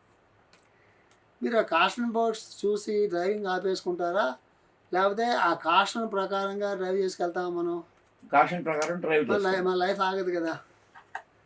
ఇంకొకడు ఉంటాడు, వాడిని మనం మార్స్ అంటాం. మార్స్ అంటే కుజుడని. ఈ మార్షియన్స్తోనే ఎక్కువ ఈ యుద్ధాలన్నీ గొడవలన్నీ వాళ్ళతోనే వస్తాయి. వచ్చాడు వాడు ఏం చేస్తాడు, మనం ఏమో 20లో వెళ్ళమని చెప్పాడు అనుకోండి, వీడు 40లో వెళ్తాడు. ఆ కారున గుత్తాడు, కిందన పడతాడు, ఏదో ఒకటి చేసుకుంటాడు. మనం ఏం చేస్తాం, మనం ఆగం, 20లో వెళ్తాం, 10లో వెళ్తాం. ఆ రోడ్ అంతా అయిపోయిన తర్వాత కారు తీసుకుంటాం, మళ్ళీ మెయిన్ రోడ్ మీద స్పీడ్కి వెళ్తాం. అట్లాంటి ఒక మైండ్ సెట్ ఉన్నటువంటి వాడికి ఈ కాషన్ బోర్డు ఎలా పనిచేసింది, వాడికి గైడెన్స్గా పనిచేసింది. లైఫ్లో కూడా మన కష్టాలు వచ్చినప్పుడు, బాధలు వచ్చినప్పుడు, అడ్డంకులు వచ్చినప్పుడు, ఒకసారి జీవితం తలకందలు అయిపోతున్నప్పుడు, మామూలుగా మనిషి జీవుడైనటువంటి వాడు తలకిందులైపోయి ఈ పూజలని అదని ఇదని చేసుకుని, లేదా నా బాధలకి వాడవాడ బాధ్యత అనుకుని వాడి మీద తోసిపెట్టేసేసి ఇంకొంచెం క్లేశాలని మానసికమైన బాధలు తెచ్చుకుని ఇంకా కుంగిపోయి మరింత పతనం అయిపోయి ఎప్పటికీ పైకి రాని స్టేజ్లోకి వెళ్ళిపోతాడు. ఫస్ట్ స్టేజ్ అది. Planets compel him. ఎందుకు కంపెల్ చేస్తాయి నెక్స్ట్ చెప్పుకుందాం, అన్నీ ఒకటి చెప్పుకుంటే చాలా ఇదైపోతుంది. రెండో స్టేజ్లో వాడికి ఏమవుతాడు, వాడు ఈ ప్రాబ్లం నాకే ఎందుకు వచ్చింది, ఈ కష్టం నాకే ఎందుకు వచ్చింది, ఈ వ్యాధి నాకే ఎందుకు వచ్చింది, ఈ సిచ్యుయేషన్ నాకే ఎందుకు వచ్చింది అంటే ఇక్కడ తెలుసుకోవాల్సిన ఏదో ఉంది, నేర్చుకోవాల్సిన ఏదో ఉంది, రెక్టిఫై చేసుకోవాల్సింది ఏదో ఉంది, వర్కౌట్ చేసుకోవాల్సింది ఏదో ఉంది అనే థాట్ రావడం చూసారా, అది రియల్ థాట్ అంటే చేంజ్ ఓవర్. అది అంటే అది పెద్ద చేంజ్ ఓవర్. మానవ మస్తిష్కంలో, మానవ మేధస్సు ఆలోచన పెద్ద చేంజ్ ఓవర్. అదంటే నా బాధలకు వాడెవడో బాధ్యుడు అనేటటువంటి దాంట్లో నుంచి how to escape from the problem అనే స్టేజ్లో నుంచి how to work out the problem. Escape అవడం కాదు, పోస్ట్పోన్ చేయడం కాదు, రెండు డిక్షనరీలో ఉండవు. How to solve the problem, how to solve the problem, how to work out the problem. అప్పుడు planets they will work as your guides. Next level ఉంటుంది. Next level ఏముంటుంది, ఇక మీకు మీ జీవితం లేదు, కష్టాలు వచ్చినాయి. రామకృష్ణ పరమహంసకి క్యాన్సర్ వచ్చింది, అనే మంచమే పడుకుని ఉండిపోవాలి ఆయన. రావణ మహర్షి క్యాన్సర్ వచ్చింది, ఆపరేషన్ చేసుకోమని బాడీ ఇచ్చేశారు, ఆయన చేసుకోమన్నారు, ఆయన చేసుకున్నారు. ఆయన క్యాన్సర్ అలా ఉండింది. ఈయన శరీరంలో ఉన్నంత వరకు ఆయన పనులు చేసుకుంటూ శిష్యులకి అందరికీ చెప్పుకుంటూ జీవితం చేసి శరీరం వదిలిపెట్టేశారు. మరి అందరు క్యాన్సర్ పేషెంట్లు అలా చేయగలరా? మరి ఆయన క్యాన్సర్ వచ్చింది కదా, మహానుభావుడు కదా, ఆయన దానికి కంప్లైంట్ ఏం లేదు. శరీరానికి వచ్చింది క్యాన్సర్, ఆయన కాదు. ఆ స్టేజ్ ఉంటుంది కదా, ఇంకా ఆ స్టేజ్లో ఇవన్నీ ఏముండవు కదా. అది చెప్తున్నా, అది ఆత్మస్థాయి. సో దాంట్లో ఆ స్థాయికి వెళ్తే ఇక ప్లానెటరీ అప్పుడు మాస్టర్ ఏం చెప్తారంటే, వాళ్ళకి ప్లానెట్స్ స్నేహితుల్లాగా పనిచేస్తారు సుమా అని చెప్తారు. వీళ్ళకేమో పోలీస్ ఆఫీసర్ లాగా పనిచేస్తారట. ఎవరికి? కింద స్థాయి వాడికి. పోలీస్ ఆఫీసర్ అంటే అర్థం ఏంటి, తప్పులు చేస్తే పట్టుకెళ్ళి జైలు వేస్తాడు. రెండో వాడికి అదే ప్లానెట్స్ గైడ్స్ లాగా పనిచేస్తారని చెప్తారు, అంటే గైడెన్స్ ఇస్తారు. మూడో వాళ్ళకి స్నేహితుల్లాగా పనిచేస్తారట. అందుకే రహస్యం ఏంటంటే, మహాత్ముల దగ్గరికి మనం వెళ్ళి కూర్చున్నప్పుడు మన బాధలన్నీ మర్చిపోతాం. మనం వాళ్ళకి ఏం చెప్పాలనుకున్నాం అని కూడా మర్చిపోతాము. అందరు కూర్చుని అలాగా వినేసి ఇంటికి వచ్చాక మళ్ళీ మనకి అయ్యో ప్రశ్నలన్నీ గుర్తుకొస్తాయి. కానీ వాళ్ళ దగ్గరికి వెళ్ళాక వాళ్ళ సన్నిధానంలో, వాళ్ళ సాన్నిధ్యంలో మనసు ప్రశాంతంగా ఉంది, మన పడే బాధలు పెద్ద బాధలు ఇవి అనేటటువంటి ఒక భావన కలిగింది. క్రమక్రమంగా ఆ బాధలు తొలగినాయి. అంటే అర్థం ఏంటి, ఆ బాధల్ని ఇంతవరకు మ్యాగ్నిఫైడ్ లెన్స్లో పెట్టి చూసుకున్నాడు. వాళ్ళ సాన్నిధ్యం అనేది, అనుగ్రహం అనేది కలగంగానే ఆ మ్యాగ్నిఫైడ్ లెన్స్ అంతా పోయి చిన్నవాటిలాగా కనిపించి పరిష్కారం చేసుకున్నాడు. మీకు అర్థమైందా? ఇంత స్థాయి ఉంటుందండి వీటికి, గ్రహాలకి. సరే, ఇప్పుడు సరే చెప్పండి. రాజు గారు దాంట్లో ఎక్స్పర్ట్ కాబట్టి ఇన్ని స్థాయిలను వివరించగలిగారు. కానీ మీరు అన్న ఆర్ఎంపీల పరిస్థితి ఏంది, ఆర్ఎంపీల దగ్గరికి పోయే వాళ్ళ పరిస్థితి ఏంది అంటేనండి, ఇప్పుడు సార్ మనకు శాస్త్రం ఒక ఇది చెప్పింది సార్, గురువుని నువ్వు ఎంచుకో, నువ్వు పరీక్షించి ఎంచుకోమని చెప్తారు అవును కదండి. అవును ఆ? మరి ఆ, ఇతను గురువు కాకపోవచ్చు కానీ గైడ్ చేసేటటువంటి స్థానం కదా అయింది. ఏది ఒక జ్యోతిష్ శాస్త్రవేత్తది. అవును అందరూ అతన్ని ఎట్లా ఎంచుకోవాలి సార్ అందరూ మరి? జ్యోతిష్ శాస్త్రవేత్తలు కాదు సార్. అంటే ఇప్పుడు ఇప్పుడు ఎంతమంది నకిలీ డాక్టర్లని పట్టుకెళ్ళి జైలు వేస్తున్నారు. వాడు బోర్డు పెట్టుకుంటాడు కదా, ఎంబీబీఎస్ అని పెట్టుకుంటున్నాడు, ఆర్ఎంపీ అని పెట్టుకుంటాడు, ఏ డిగ్రీ ఉండదు. ఎంతో 100 మంది తగ్గించి ఉండొచ్చు అతను. అండ్ మాకు మేము మేము అంటే అఫ్ కోర్స్ సార్ ఆ, నేను కొద్దిగా దాంట్లో అడుగుపెట్టినవాడిని. ఆ, మాకు చెప్పింది ఏంటంటే మీరు అంటే చెప్పండి. ఈ ఈ శాస్త్రం నేర్చుకునేటప్పుడు ఆ, ఈ శాస్త్రంతో పాటు మీరు అనుష్ఠానం కూడా చేయాలా అని ఆ, చెప్తారు. అవును.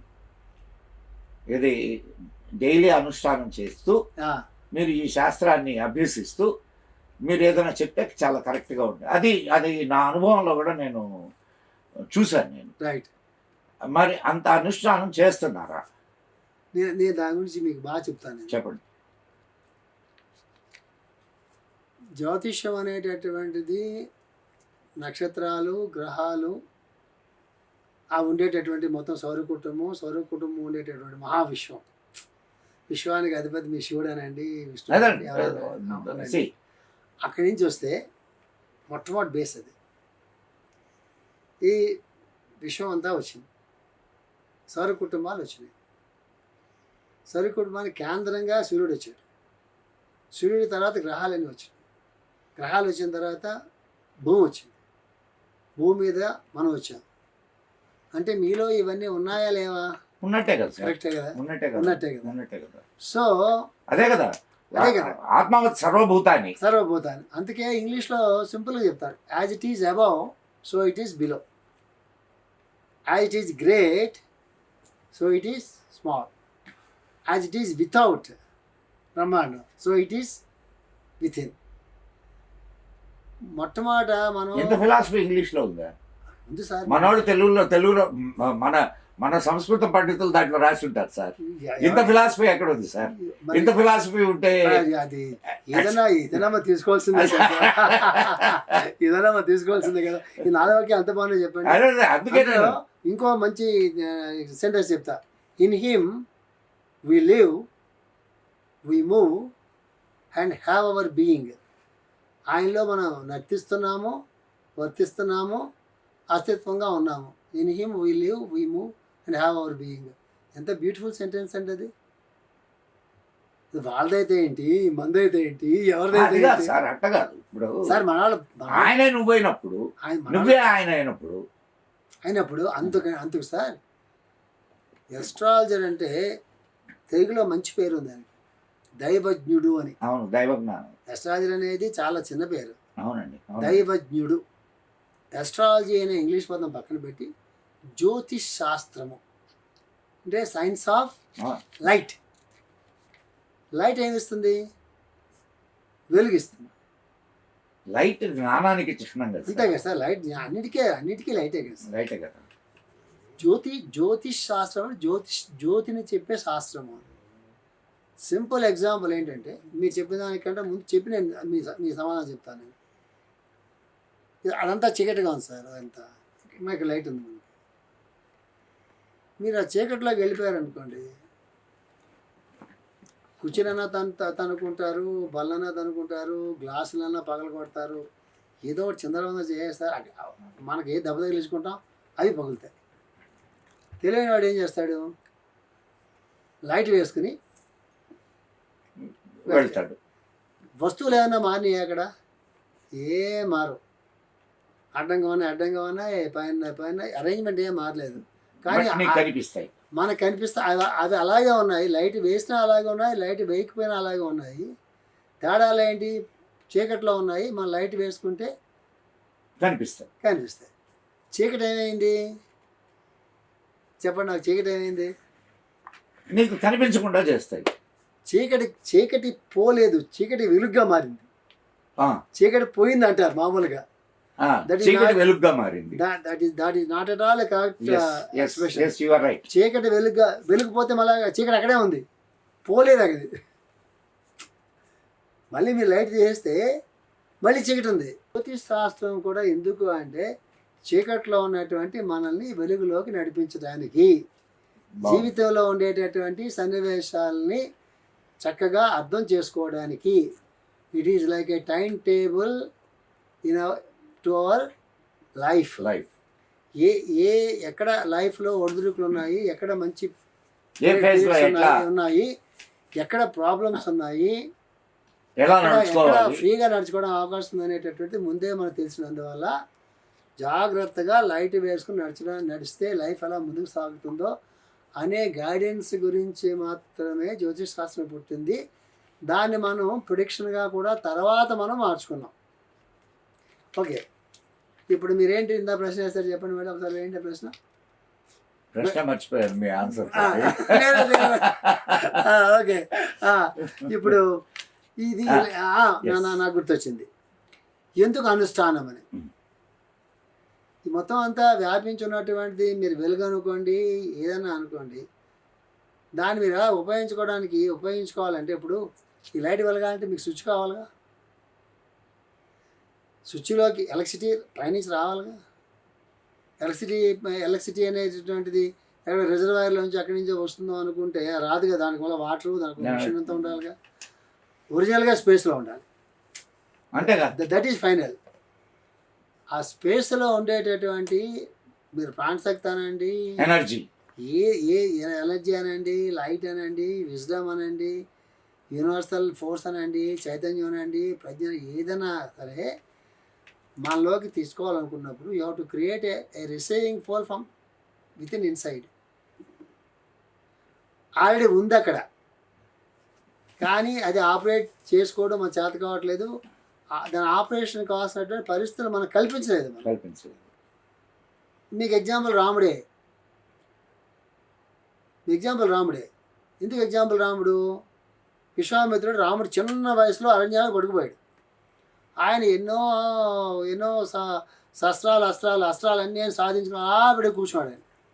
ఆయనే ఎవరిని ప్రయోగం చేయలే. రాముడు చిన్నవాడు. ఈయన కృష్ణుడికే తపస్సు, రాముడే తపస్సు చేయలే, కృష్ణుడికే తపస్సు చేశాడు. చాలా మందికి తెలియని ఏంటంటే ఉత్తినే అన్ని రాముడికి వచ్చినాయి. రాముడు సీత వెళ్ళిపోయిన తర్వాత కష్టాలు పడాలనే పాయింట్ తప్పిస్తే రాముడికి అందరూ ఉత్తినే పట్టుకొచ్చి ఇచ్చారు సార్. కృష్ణుడు సాధన చేసుకున్నాడు సార్. మీకు అర్థమైందా? అగస్త్యుడు ఇచ్చాడు, రాముడికి ఇచ్చాడు, ఋషులందరూ రాముడికి ఇచ్చారు, విశ్వామిత్రుడు రాముడికి ఇచ్చాడు, గాయత్రి ఇచ్చాడు, అందరూ రాముడికి గుర్తునే పట్టుకొచ్చి ఇచ్చేస్తారు. రామాయణంలో ఉండే ఒక స్పెషల్ డైమెన్షన్ సార్ ఇది. అందరూ రాముడికి పట్టుకొచ్చి దారిపోసి వెళ్ళిపోయారు. కృష్ణుడు అందరికీ ఇచ్చాడు, ఆయన తపస్సు చేసుకున్నాడు. రాముడికి ఎందుకు ఇచ్చారు? రాముడి ద్వారా జరగాల్సినటువంటి ఒక జగత్ కళ్యాణం గురించి, మహత్ కార్యం గురించి మనకి ఇచ్చారు. దీంట్లో యూనివర్సల్ ఫినామినన్ ఏంటి? మీ ద్వారా 10 మందికి ఏమన్నా జరిపించాలనేటటువంటి సంకల్పం దేవతలకు కానీ, మహాత్ములకు కానీ, ఋషులకు కానీ, భగవంతుడికి కానీ ఉంటే మీకేం కావాలో నాకేం కావాలో అన్నీ వాళ్ళు ఇచ్చి నడిపిస్తారు. అందువల్ల ఆపరేషన్ ఎక్కడి నుంచి జరగాలి? మనకి ఇక్కడి నుంచి కాదు, ఇక్కడి నుంచి జరగాలి. ఆ సెంటర్స్ ఎంత ఉన్నాయి మంచి యోగంలో చెప్పుకుంటాం కదా. ఆ సెంటర్స్ ఓపెన్ కావాలంటే మీరు అనుష్ఠానమే చేయాలి, తపస్సే చేయాలి, ఉపాసనే చేయాలి, యోగమే చేయాలి, ధ్యానమే చేయాలి,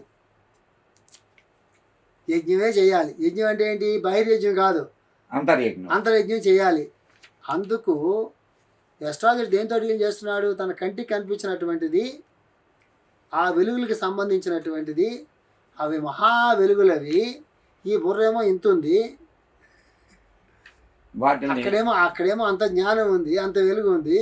దాన్ని తనలోకి తెచ్చుకొని 10 మందికి పనికొచ్చలు ఇవ్వాలి అంటే ఈ తనకున్నటువంటి చిరస్థకి సరిపోదు. కాబట్టి అది అనుష్ఠానం అంటారు, మంత్రోపాసన అంటారు, యజ్ఞం అంటారు, తపస్సు అంటారు, అంటారు, ఏదైనా టెక్నాలజీ మారుతుంది తప్ప 100% అది చేస్తేనే ఇది సిద్ధిస్తుంది. అంటే ఇక్కడ కూడా మళ్ళీ చిన్న మెలిక ఉంది. ఇవన్నీ మనం సైంటిఫిక్గానే అర్థం చేసుకోవాలి. అనుష్ఠానం వల్ల సిద్ధిస్తుందని అనేది అలా అనుకునేదానికన్నా కూడా అనుష్ఠానం వల్ల మొట్టమొదట ఆ బుద్ధిలో ఒక రకమైన దివ్యత్వం అనేది మొదలవుతుంది. అంటే ఆలోచన విధానంలోనే ఒక తేడా కనిపిస్తుంది. ప్రచోదయాత్. ధియోయోన ప్రచోదయ, ఆ బుద్ధి అనేది ప్రచోదనం జరుగుతుంది. బుద్ధి కూడా ఎలా ప్రచోదనం జరుగుతుంది చెప్పమంటారా? అందరికీ అదే బుద్ధి అలాగే ప్రచోదనం కావాలని రూల్ లేదు. మీరు ఏమవుదాం అనుకుంటున్నారో ఆ బుద్ధి ప్రచోదనం అవుతుంది. బుద్ధిలో చాలా పనులు ఉంటాయి కదా, అది ప్రచోదనం అవుతుంది. ఆ బుద్ధిలో విశ్వప్రేమ ఉండాలి, ఆ బుద్ధి వెనక విశ్వ కళ్యాణం ఉండాలి, ఆ బుద్ధి వెనక లోక శ్రేయస్సు ఉండాలి, ఆ బుద్ధి వెనక తను ఉండకూడదు, నేను నాదే అనే భావనే ఉండకూడదు అక్కడ. అందుకే రాముడికి అన్ని అస్త్రాలు రాముడికి ఇచ్చాడు, మిగతా వాళ్ళకి ఇవ్వలేదు. ఎందుకు ఇవ్వలేదు? పాశుపతం అర్జునుడికి ఎందుకు ఇచ్చాడు, మిగతా వాళ్ళకి ఎందుకు ఇవ్వలేదు శివుడు? ఈ ఈ అనుష్ఠానం వల్ల ఏమవుతుందంటే, నేను మొట్టమొదటి జాగ్రత్త, మనోవాకాయ కర్మలు అంటాం కదా, మనస్సు పరిశుద్ధ, మనసు త్రికరణ అంటాం కదా, త్రికరణ శుద్ధి అంటాం కదా. మనస్సు పరిశుద్ధమైనప్పుడు, మనస్సు బుద్ధిగా వికసించినప్పుడు, ఆ బుద్ధి ప్రచోదనం అయిన తర్వాత ఆ వెలుగులు మనలోకి దిగొచ్చినప్పుడు వాక్ ఉంటుంది కదా, ఈ వాక్ ఏమవుతుందంటే ఋషి వాక్కుగా మారుతుంది, మాడిఫై అయిపోద్ది. ఋషి వాక్ అంటే అర్థం ఏంటంటే, దానికి చాలా మంచి అర్థం ఉంది. ఋషి వాక్ అంటే అర్థం ఏంటంటే, మీ జాతకంలో గ్రహాలు ఎలా ఉన్నా, ఋషి వాక్ ద్వారా ఎంత పూర్వజన్మ కర్మ అనుభవం ఉన్నప్పుడు కూడా ఋషి వాక్ అయినటువంటి వాడు తను ఒకటి చెప్తే జరుగుతుంది. అది ఆ మంత్రసిద్ధి వల్ల వస్తుంది సార్. అట్లాంటి మనస్సు వాక్ ఉంది కదా, అలాంటి వాడు ప్రారంభించిన ఏ కార్యక్రమం అయినా కూడా జగత్ కళ్యాణం గురించి కాబట్టి సిద్ధిస్తుంది. అదే మన ఋషులు మనకి రాముడు కానీ వీళ్ళందరూ కూడా చెప్పిన వాళ్ళ గురించి చెప్పిందంటే, వాళ్ళని ఈ కోణంలో అర్థం చేసుకోవాలి సార్. సార్ అది మళ్ళా ఇంకొక అందుకే నేను కట్ చేస్తున్నాను. ఇప్పుడు నేను మీరు అడిగిన దానికి నేను సమాధానం కరెక్ట్ గా చెప్పాను. ఎందుకు మంత్ర సాధన చేయాలి, ఎందుకు ధ్యానం చేయాలి? ఇప్పుడు యాక్చువల్గా ఇది నాకు తెలియక కాదు, ఇది చాలా మందికి తెలియాలి. కరెక్ట్, అది తెలియాలి. అంటే ఇంకొక మంత్ర సాధన చేసుకునేటప్పుడు కూడా తన గురించి మంత్ర సాధన చేసుకోవడం తప్పేమీ లేదు, కానీ 10 మందికి తన గురించి చేసుకోవడం మొదలు పెట్టినా కానీ మార్పు స్టార్ట్ అవుద్ది సార్, ఏదో ఒకటి. కానీ ఈకేగా డైమెన్షన్ డిఫరెంట్గా ఉంటుంది అని చెప్తా తెలుసా. సమాజం అంతా బాగుండాలని చెప్పి నువ్వు ప్రార్థన చేస్తే సమాజం బాగుంటావు కాబట్టి బాగుపడతావు. ఆ చేంజ్, ఆ షిఫ్ట్ ఆఫ్ ది థాట్ ఉంటుంది చూసారా. అటుపక్క మారితే అందరు వీడు మారి ఎప్పుడుకో మారిందాక ఈ ప్రపంచం ఎక్కడ ఆగుతుంది సార్. అర్థమైందా? అది ఈకేగా డైమెన్షన్ అండి. ఎప్పుడు కూడా ఏదో 10 మంది పనికొచ్చే పని చెయ్యి. ఈరోజు టెక్నాలజీ చాలా పెరిగిపోయింది. ప్రతిదానికి మనం కంప్యూటర్ల మీద అండ్ మన జేబులో ఉన్నటువంటి సెల్ ఫోన్ల మీద ఆధారపడుతున్నాం.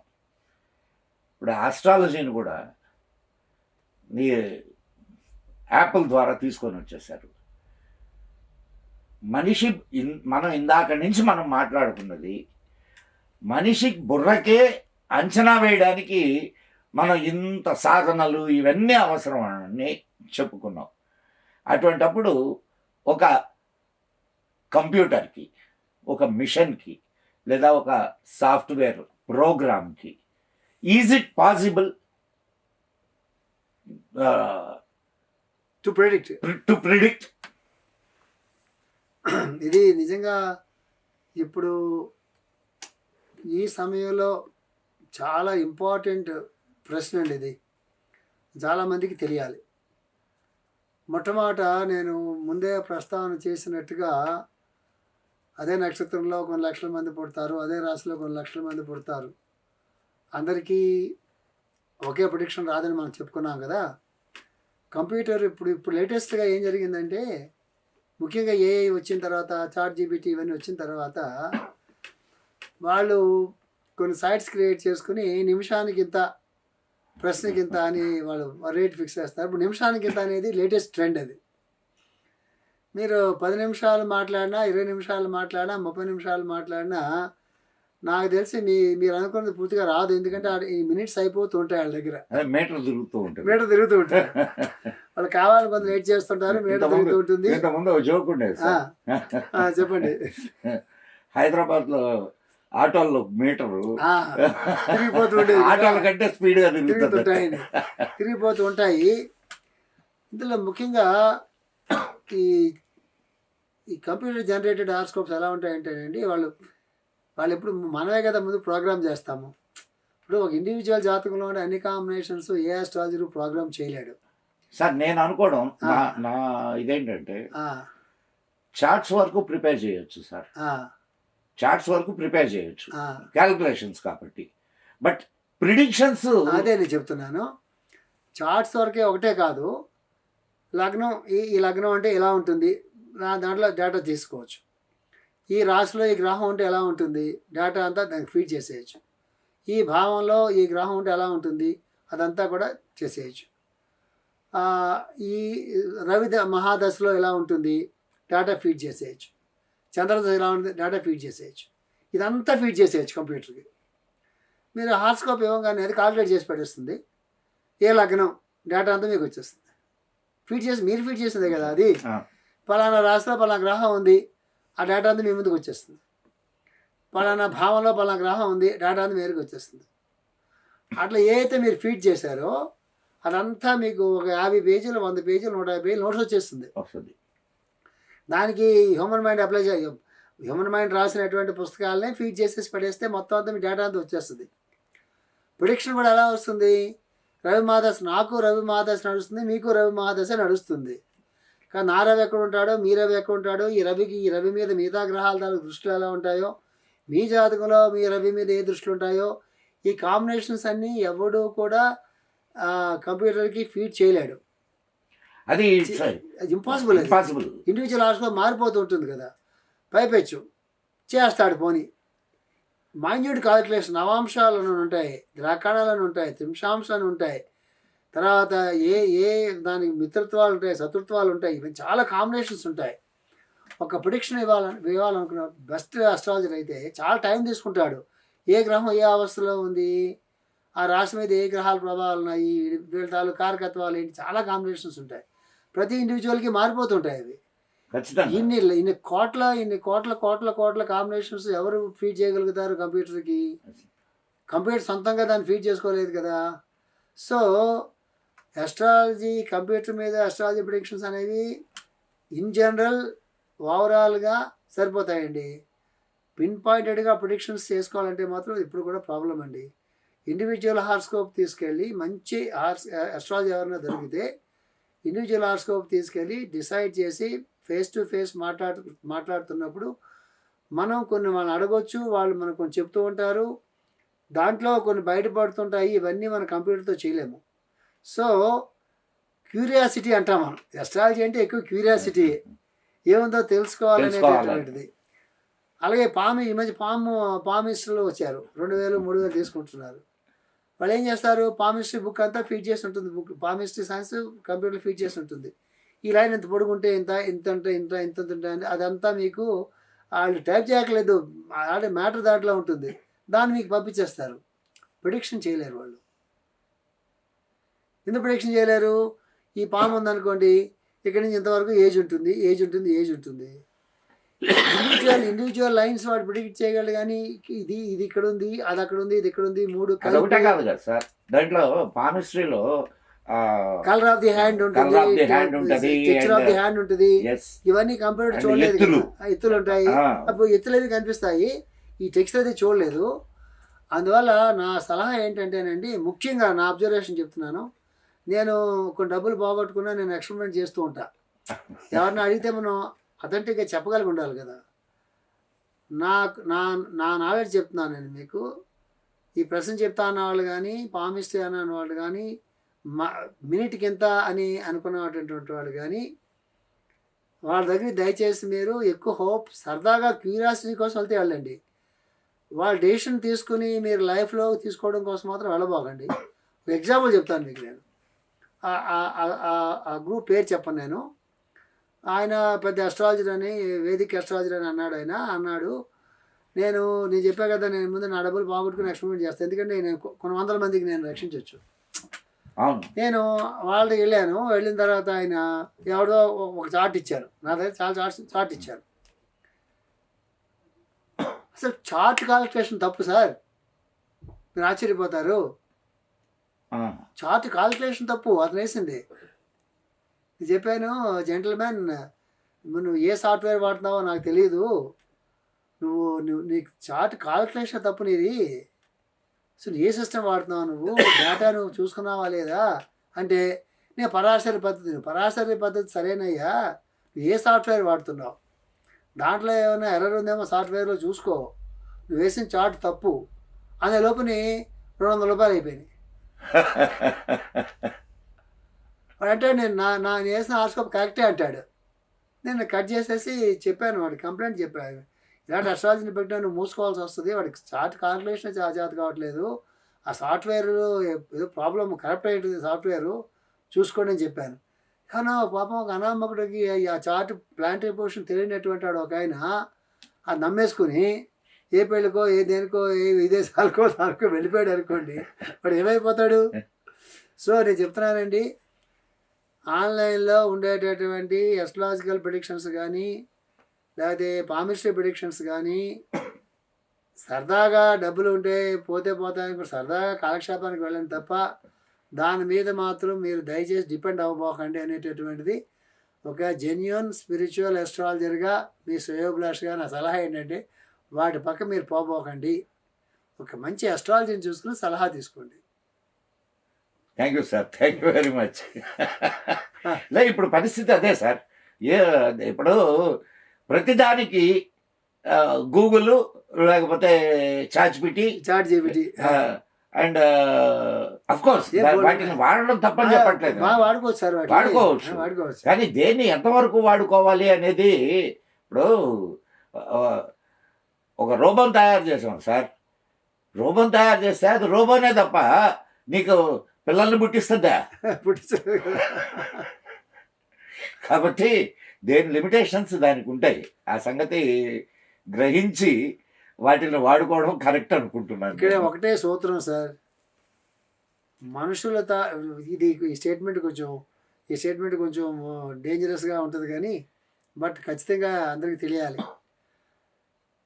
స్పిరిచువల్ ఫీల్డ్లో అయినా, పొలిటికల్ ఫీల్డ్లో అయినా, ఎస్ట్రాలజీ ఫీల్డ్లో అయినా, ఏ ఫీల్డ్లో అయినా అందరూ మనుషుల తాలూకు బలహీనలతో వీక్నెస్తో ఆడుకుంటూ ఉంటారు. అది మాత్రం మీరు గుర్తుపెట్టుకోండి. మన బలహీనతే వాళ్ళకి బలము. ఇది ఇది ఇది ఇప్పుడు 100% జెన్యూన్ స్టేట్మెంట్ అది అస్ట్రాలజీ ఏమీ ఎక్సెప్షన్ కాదు, స్పిరిచువాలిటీ కూడా ఎక్సెప్షన్ కాదు. మనం నిజాయితీగా ఉన్నంత వరకు నిజాయితీగా ఉన్నటువంటి వాళ్ళే మనకు పరిచయం అవుతుంటారు.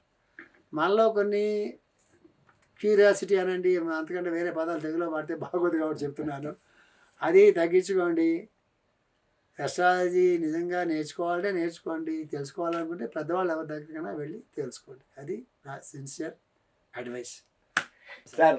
ఇప్పుడు ఇంకొక బహుశా ఇప్పుడు దాకా మనం మాట్లాడుకున్న దాంట్లోనే దానికి ఆన్సర్ వచ్చింది అనుకుంటున్నా. అయినా సరే ఇప్పుడు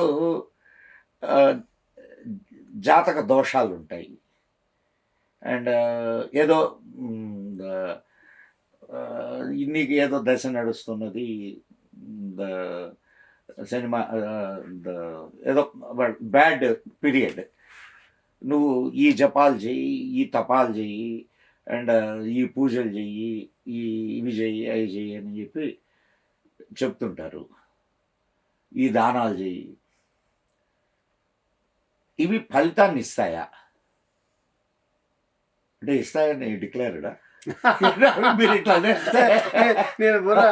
నేను నా బుర్రతో ఇప్పుడు విచిత్రంగా ఉంటుంది. యూరోప్లో మా వాళ్ళు అందరూ గొడవ పెడతారు. ఏం గొడవ పెడతారంటే, నువ్వు ఇట్లా అంటావు, ఇలా అంటావు, మేము ఒకలాగంటే మాకు నువ్వు అని అనిపిస్తుంది, ఎస్ అనిపిస్తుంది అంటారు. కరెక్టే, ఈ ప్రాబ్లం నాకు ఉంది. ఇందాక మీరు చెప్పినప్పుడు నేను 35 సార్లు దేశాలు తిరిగాను. నేను యూరోప్లో ఒక 7-8 దేశాలు తిరిగాను, అమెరికాలో 5-6 రాష్ట్రాలు తిరిగాను, 35 సార్లు 95 నుంచి ఇంతవరకు 2019 వరకు 35 పర్యాయాలు నేను తిరిగాను.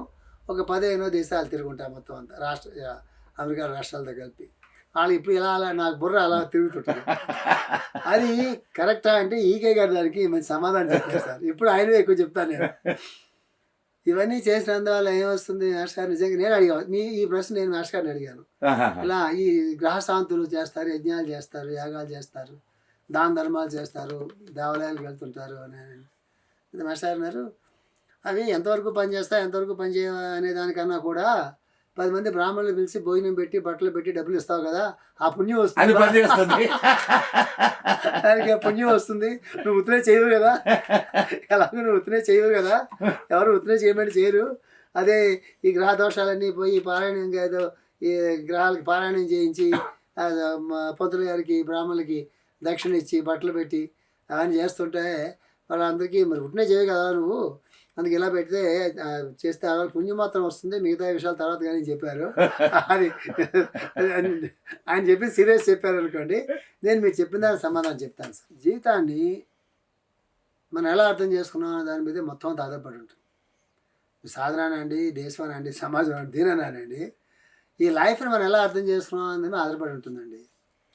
ఇప్పుడు గ్రహాలు వాటంతట అవిగా ఈ పాయింట్ చాలా జాగ్రత్త, అందరూ ఎవరైతే వింటున్నారో ఈ పాయింట్ మాత్రం జాగ్రత్తగా అర్థం చేసుకోండి. నిజంగా జ్యోతిషశాస్త్రం మీద మంచి ఒక పట్టు సంపాదిద్దాం అనుకున్నటువంటి వాళ్ళు కానీ సరైన అవగాహన గురించి చెప్తున్నాను నేను. ఇది ఏ గ్రహం కూడా తనంతట తానుగా కష్టాన్ని కానీ సుఖాన్ని కానీ ఎవరికి కలిగించవు. First statement. భగవంతుడు ఎవరిని శపించడు, ఎవరిని అనుగ్రహించడు ప్రత్యేకంగా. భగవంతుడు ఆయనంతట ఆయన ఎవరిని అనుగ్రహించడం కానీ ప్రత్యేకంగా ఎవరిని శపించడం కానీ రెండు ఆయన చేయడు. సార్ మీరు ఈ మాట అంటే ఇంక భగవంతుడు ఎందుకు సార్? నేను అక్కడికి వస్తాను సార్. నేను స్టేట్మెంట్ ఇచ్చానంటే ఖచ్చితంగా దానికి సమాధానం చెప్తాను మీకు. ఎందుకంటే కొంతమంది అనుగ్రహించి మిగతా వాళ్ళు అనుగ్రహించట్లేదు అంటే ఆయన భగవంతుడు కాదు. అనుగ్రహిస్తే అందరినీ అనుగ్రహించాలి. సో భగవంతుడు అనుగ్రహం అప్పుడు అందరి మీద ఉంటుంది తప్ప ఆయన ఎవరిని శపించడు. ఇప్పుడు ఈ స్టేట్మెంట్ బాగుందా? బాగుంది కదా, కరెక్టే కదా. రెండవది, ఎవరైనా సరే గ్రహాలు మనకి కష్టాలు కలిగిస్తున్నాయి, వేదనలు కలిగిస్తున్నాయి, బాధలు కలిగిస్తున్నాయి, సుఖాలు కలిగిస్తున్నాయి అంటే అది it against the science of astrology. వాటికి ఏంటి పని సార్? నాకు అర్థం కావట్లేదు. ఇప్పుడు వాటికి అవి ఎప్పుడు పుట్టినాయి సార్? అవి మనకన్నా కొన్ని లక్షల సంవత్సరాల ఎన్ని సంవత్సరాలు మధ్య పుట్టినాయి. అవి పుట్టాకి ఎప్పుడో ఎప్పుడో ఎప్పుడో ఎప్పుడో ఎప్పుడో భూగోళం మీద హైదరాబాద్లో సికింద్రాబాద్లో మనం కూర్చొని మాట్లాడుకుంటున్నాం. వాటికి ఏం తెలుస్తాయి సార్? మనకి కూర్చొని మాట్లాడుకుంటున్నాం అని మదన్ గుప్తా గారికి, రాజు గారికి మన బ్లెస్సింగ్స్ ఇద్దాం, మనల్ని ఏదో మన గురించి వాళ్ళు మాట్లాడుకుంటున్నారు కాబట్టి, వాడు ఎవడైనా మనం తిడుతున్నాడు కాబట్టి వాడిని సరిపిద్దామని చెప్పి అనుకునేంత స్థాయిలో ఉంటే వాడి నమస్కారం మనం అసలు పెట్టొచ్చా? పూర్వజన్మలో అని ముందు అస్ట్రాలజీకి మనం ప్రీవియస్ లైఫ్ నమ్మితేనే అస్ట్రాలజీలోకి రావాలి. పునర్జన్మ సిద్ధాంతాన్ని నమ్మకుంటే అస్ట్రాలజీ ఇప్పుడు మీరు మళ్ళా కాంట్రవర్సీకి వెళ్ళిపోయినా కాదు. టాపిక్ చాలా పెద్దది చేస్తారు. నిజంగా పెద్దదే, చాలా పెద్దది చేస్తారు. సింపుల్ గా చెప్తాను. ఎందుకంటే ఇప్పుడు మీరు పునర్జన్మ నమ్మితే కర్మని నమ్మాలా? అది లేకపోతే అస్ట్రాలజీ లేదు. మరి కర్మని నమ్మితే అది కూడా నేను మీకు చక్కగా సులువుగా అర్థమయ్యేది చెప్తాను సార్. నా 28th ఇయర్ నుంచి ఇప్పుడు దాకా నేను క్లాసులు చెప్తూనే ఉన్నాను. అది నేను అర్థం చేసుకుంటూ నేర్చుకుంటూ చెప్తున్నాను కాబట్టి. అందుకే సార్ మీతోటి పోట్లాడడం మేము. లేదు సార్, ఈ ప్రశ్నలు అడగకపోతే చాలా మంది డౌట్స్ ఉండిపోతాయి సార్. నేను సింపుల్గా చెప్తాను సార్. నిజంగా మీరు పెద్ద సైన్స్ ఇది. ఒక 300 పేజ్ బుక్ రాయించింది దీని మీద. అస్ట్రాలజీకి ప్రాతిపదిక ఏంటంటే పూర్వజన్మ కర్మ వాసనలు. అది దుష్కర్మ కావచ్చు, సత్కర్మ కావచ్చు. జాతకం అనేది, జాతక చక్రం అనేది మన జన్మ కుండలిని అంటాం కదా, అనేది ఒక టైం టేబుల్ నడుస్తారు. ఈ 12 రాసుల్లో ఉండేటటువంటి గ్రహాలు ఏవైతే ఉన్నాయో అవి దేన్ని తెలియజేస్తాయంటే పూర్వజన్మలో నుంచి మనం ఎంత సత్కర్మ తెచ్చుకున్నాం, ఎంత దుష్కర్మ తెచ్చుకున్నాం, ఈ సత్కర్మ ఫలితం అనేది మీరు ఏ రూపంగా అనుభవంలోకి వస్తుంది? మీకు పదవి రూపంగా అనుభవంలోకి వస్తుందా, అనుగ్రహంగా అనుభవం వస్తుందా, యోగంతో అనుభవం వస్తుందా, ధనం వస్తుందా, మంచి భార్య వస్తుందా, మంచి పిల్లలు వస్తారా, మంచి సంపదలు వస్తాయా? అంటే పూర్వజన్మలో మీరు చేసుకున్న దాన ధర్మాలు కానీ సత్కర్మలు కానీ ఏవైతే ఉన్నాయో అవన్నీ ఏ రూపంగా అనుభవంలోకి వస్తాయి అనేటటువంటి ఒక ఫ్యాక్టర్ అండి. అవి కొన్ని గ్రహాలు కొన్ని భావాల్లో సూచిస్తూ ఉంటాయి. అవును. పూర్వజన్మలో మనం చేసుకున్నటువంటి అపచారాలు, దుష్కర్మ, అదే కదా అపచారంతో దుష్కర్మ. దుష్కర్మ. ఆ దుష్కర్మ అనేది ఏ దుష్కర్మ అయితే మన పూర్వజన్మలో మనకి ఉండి క్యారీ అయ్యి వచ్చిందో వాటిని తెలియజేసేటటువంటి కొన్ని గ్రహాలు భావాలు ఉంటాయి. మనం ఏమంటాం సులువుగా, మంచిని తెలియజేసే గ్రహాలేమో శుభగ్రహాలు అంటాము, దుష్టగ్రహాలు వీటి క్రూర గ్రహాలు అంటాం. పాపం అది wrong no. Notion sir. Police జైల్లో పెడతాడంటే ఉట్టిన ఎందుకు జైల్లో పెడతారు సార్ వాడు? ఇప్పుడు పోలీసులు Of course. పాలిటిక్స్ గురించి మనం దాంట్లోకి వెళ్ళొద్దు. మామూలుగా పోలీస్ వ్యవస్థ ఉంది, నేర పరిశోధన వ్యవస్థ ఉంది. పోలీసులు ఎవరిని జైల్లో పెడతారు? తప్పు చేసిన వాడిని పెడతారు. జడ్జి గారు ఎవరికి న్యాయంగా శిక్ష వేస్తారు? తప్పు చేసేటుంటారు. డబ్బులు ఇచ్చిన వాళ్ళకి. మామూలుగా మామూలుగా మామూలుగా అదే జెన్యూన్గా జడ్జి గారు మరణశిక్ష వేసాడు అనుకుందాం. జడ్జి గారికి వీడి మీద కోపం ఉండదు కదా, వీడు ఎంతమందో చంపాడు కాబట్టి మరణశిక్ష వేశాడు, దొంగతనం చేశాడు కాబట్టి జైల్లో పెట్టాడు. బై పోలీస్ ఆఫీసర్ హిమ్సెల్ఫ్ వాడికి వీడితో వీడి మీద కోపం ఉండదు. జడ్జి గారికి వీడి ఉరిశిక్ష వేయాలని ఆయనకి సరదా ఉంటుంది. మన వ్యవస్థ గురించి మాట్లాడుకుంటున్నాం. అట్లాగే గ్రహాలకు కూడా అవునులేండి, వీడికి కష్టాలు కలిగిద్దాం అన్న గ్రహాలు కూడా ఉండదు. ఈ ఎగ్జాంపుల్ గురుగారు చెప్పింది, ఈకే గారు చెప్పిన ఎగ్జాంపుల్ చెప్తున్నాను మీకు నేను. వీడికి శిక్ష చేయాలనే గ్రహాలకి ఏమి ఉండదు, వీడికి అనుగ్రహించాలి కూడా గ్రహాలకి ఏమి ఉండదు. సో వాటికి సంబంధం సార్ నాకు తెలియగలుగుతున్నా. సో హార్స్కోప్ మనకి ఏం తెలుస్తుందంటే శుభాలని తెలియజేసేటటువంటి భావాలు గ్రహాలు కొన్ని ఉంటాయి. మన తాలూకు జీవితంలో ఉండేటువంటి నష్టాలని కష్టాలని బాధలు తెలియజేస్తున్న గ్రహాలు అవి దే విల్ ఇండికేట్, సూచిస్తాయి. మనం శుభగ్రహాలు అశుభగ్రహాలు అని పేరు, పాపగ్రహాలు అశుభగ్రహాలు క్రూర గ్రహాలు అని. పాపం అందరూ బలైపోయిన వాళ్ళు ఇద్దరు ఉంటారు, కుజుడు శని. సార్ అసలు నిజంగా సార్ శని అంటే అఫ్ కోర్స్ రాహు కేతు అవి గ్రహాలు కాదు, ఛాయాగ్రహాలు, అవి కూడా వాటి ఇన్ఫ్లుయెన్స్ ఉంటుంది. కానీ శనిని అందరూ చేస్తారు కానీ శనివేదం అంటారు. కానీ అసలు ఆధ్యాత్మిక శక్తిని ఇచ్చేది శనే సార్. కరెక్ట్. ఇక్కడ నేను శని వరుసగా పనిచేస్తున్నాడు అని అన్నప్పుడు నేను చాలా మందిని గమనించా. వాళ్ళు దేవాలయాలకు వెళ్తుంటారు. అసలు దేవాలయానికి వెళ్తే కూడా తలుపులు బార్లా తీసి లోపలికి తీసుకొని వెళ్తారు. నేను చాలా చూసాను సార్ ఇట్లా. నేను ఇప్పుడు ఈ టాపిక్లో వచ్చారు కాబట్టి మనం గుర్తు చేయండి, మనం మర్చిపోతాను. ఇది మీరు చెప్పినా చెప్తాను సార్. చాలా ఇంపార్టెంట్. చాలామంది అస్ట్రాలజర్స్ కూడా విషయం తెలియాలి. చాలామంది జాతకంలో గురుడు బలంగా ఉంటే, గురుడు అంటే గురువే కదా, గురువు బలంగా ఉంటే చాలామంది ఏమనుకుంటారంటే ఆధ్యాత్మికంగా వీళ్ళు చాలా పైకి వస్తారని అనుకుంటారు. గురువే కాబట్టి, బృహస్పతి దేవగురు అన్నీ అయినాయి కదా. నిజమే, జాతకంలో గురువు బలంగా ఉంటే గురుబలం అంటారు కదా, గురుబలం అంటారు. ఉండాల్సిన స్థానంలో గురువు ఉంటే ఆధ్యాత్మిక చింతన, ఆధ్యాత్మిక భావన, ఆధ్యాత్మిక సంస్థలకు ఆధిపత్యం, ట్రస్టీస్కి వాటికి ట్రస్టీ గానో, మేనేజింగ్ ట్రస్టీ గానో, చైర్మన్ గానో, ఎగ్జిక్యూటివ్ ఆఫీసర్ గానో వాళ్ళ స్థాయిని బట్టి ఇవన్నీ వస్తాయి. ఆధ్యాత్మికత రావాలి అంటే శని బలంగా ఉండాలి. ఆ రెండు తేడా లేదు. నెక్స్ట్ స్టెప్కి వెళ్తున్నా, సన్యాసంలోకి వెళ్ళాలి. నిజమైన సన్యాసం, మామూలు సన్యాసం చెప్పలేసామండి. నిజమైనటువంటి సన్యాసించి అన్నింటినీ సర్వసంగ పరిచయం కావాలంటే కేతు బలంగా ఉండాలి. అంటే వ్యావహారిక ప్రపంచంలో ఏవైతే ఎక్కువ కష్టాలు కలగజేస్తాయో ఆ గ్రహాలే ఆధ్యాత్మికంగా చాలా బలాన్ని ఇస్తాయి. గురుడు ఆధ్యాత్మిక భావాల్ని, ఆధ్యాత్మిక సంస్థల్ని ఇస్తాడు. కానీ ఈ ముక్త సంగత్వాన్ని కానీ పరివ్రాజకత్వాన్ని. పరివ్రాజకత్వాన్ని కానీ అది గురుడు, అది ఈ గ్రహాల ద్వారా వస్తాయి. అవును సార్. అవి కొన్ని స్థానాల్లో వస్తాయి. ఇప్పుడు చిన్న ఒక పాయింట్ చెప్పి వదిలేస్తాను నేను. వ్యవహారిక ప్రపంచంలో, బాహ్య ప్రపంచంలో ఏ గ్రహాలు అయితే మీకు అధికారాలని, సంపదల్ని, ఆస్తుల్ని, అధిక పదవులన్నీ ఇస్తాయో అవి ఆధ్యాత్మికని ఇవ్వలేవు. ఏవైతే బాహ్య ప్రపంచంలో, బాహ్య జగత్తులో, వ్యవహారిక జగత్తులో ఏవైతే మీ కష్టాలని, బాధల్ని అన్నీ ఇస్తాయో అవి కొన్ని మంచి స్థానాల్లో ఉంటే మీకు డీపర్ స్పిరిచువల్ లైఫ్ని ఇస్తాయి. ఇన్స్టింక్ట్ని ఇస్తాయి. హార్స్కోప్ చూడడం చేత కావాలి. ఇది అక్కడ వదిలేద్దాం. అది సార్. ఏది ఎందుకనంటే ముట్టుకున్నా అది ఇది ఇప్పుడు మనం ఆ పాయింట్కి వస్తాం. అలా ఏది ఈ దోషాలు అవి పోవడానికి పూజలు చేస్తే పోతాయని అడిగారు కదా, అక్కడికి వస్తాను నేను. కొంతవరకు మాత్రమే అది సత్యం అండి, అది పూర్తిగా సత్యం కాదు. ఎందుకు కాదు అంటే మానవ జన్మే కర్మానుభవానికి వస్తుంది అనే స్టేట్మెంట్ని మనం నమ్మాలి. లేకపోతే వాడు ఎవడో బాధల్లో ఉండు, మనకే అన్ని బాధలు ఎందుకు ఉంటాయి?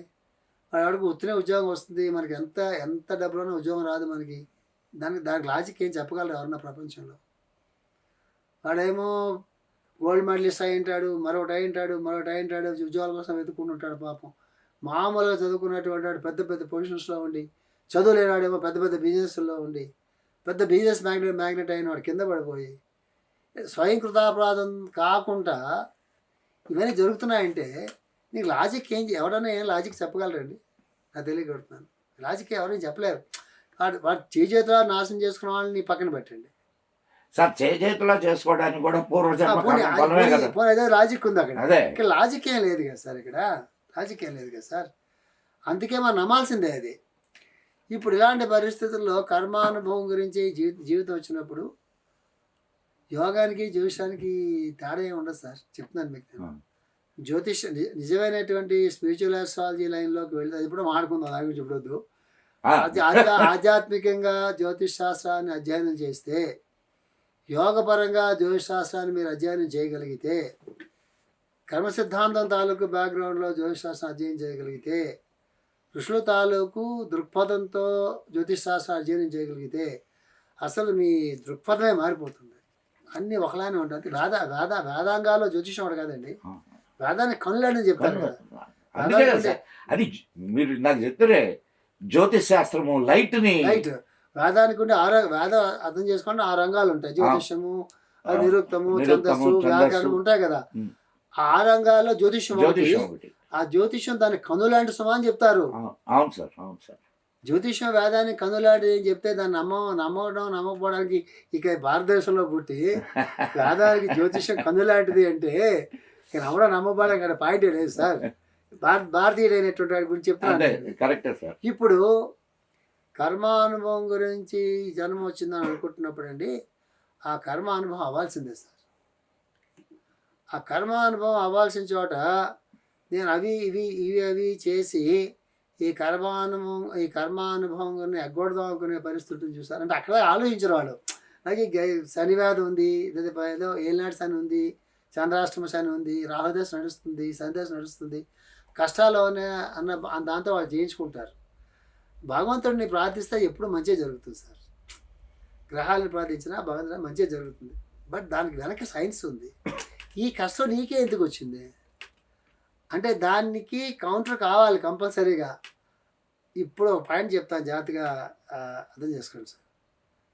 మాస్టర్ గారు లాంటి వాడు, ఈకే గారు లాంటి వాళ్ళు మహాత్ములు కానీ గురువులుగా వస్తే ఉండే ఉపయోగం ఏంటంటే, శాంతులు చేయించుకో, పూజలు చేయించుకో, మరొకటి చేయించుకో. కానీ దాన్ని నువ్వు కౌంటర్ చేయాలంటే దుష్కర్మని కౌంటర్ చేయాలి, సత్కర్మతోనే నువ్వు కౌంటర్ చేయాలి. Highest teaching. ఇప్పుడు ఏదో దుష్కర్మ చేసావు కాబట్టి నీకు ఈ జన్మలో ఇది వచ్చింది. అంటే నువ్వు ఖర్చు పెట్టేది ఏదో, చేసే మంచి ఏదో, చేసే దానం ఏదో, చేసే సేవ ఏదో, ఇది చేతులతో 10 మందికి పనికొచ్చేలాగా చేస్తే అది నేను దీని నుంచి బయటపడేస్తాను. Best way of neutralizing the bad karma with good karma. అది మెయిన్ టీచింగ్ అండి.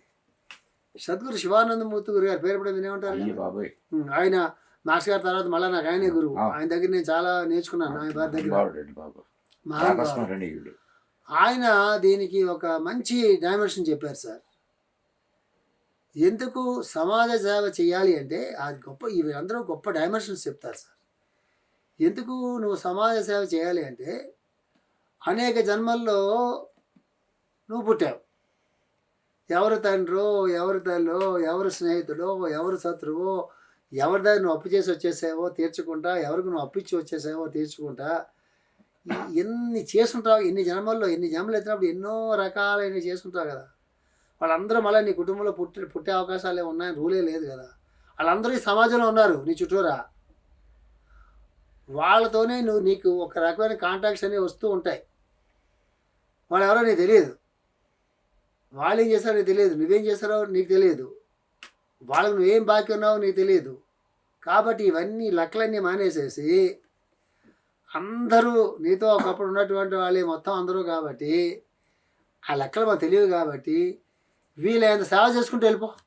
బా సూపర్. అసలు ఏం టీచింగ్ అనేది అంతే కదా సార్. మానవ సేవకి ఆయన డైమెన్షన్ చెప్పారు. డైమెన్షన్, కొత్త డైమెన్షన్ అది. కాబట్టి కొత్త డైమెన్షన్ కర్మ సిద్ధాంతాన్ని చెప్పారు ఆయన. ఎట్లా కర్మ దుష్కర్మ నుంచి ఎలా బయటపడాలంటే చెప్పారు.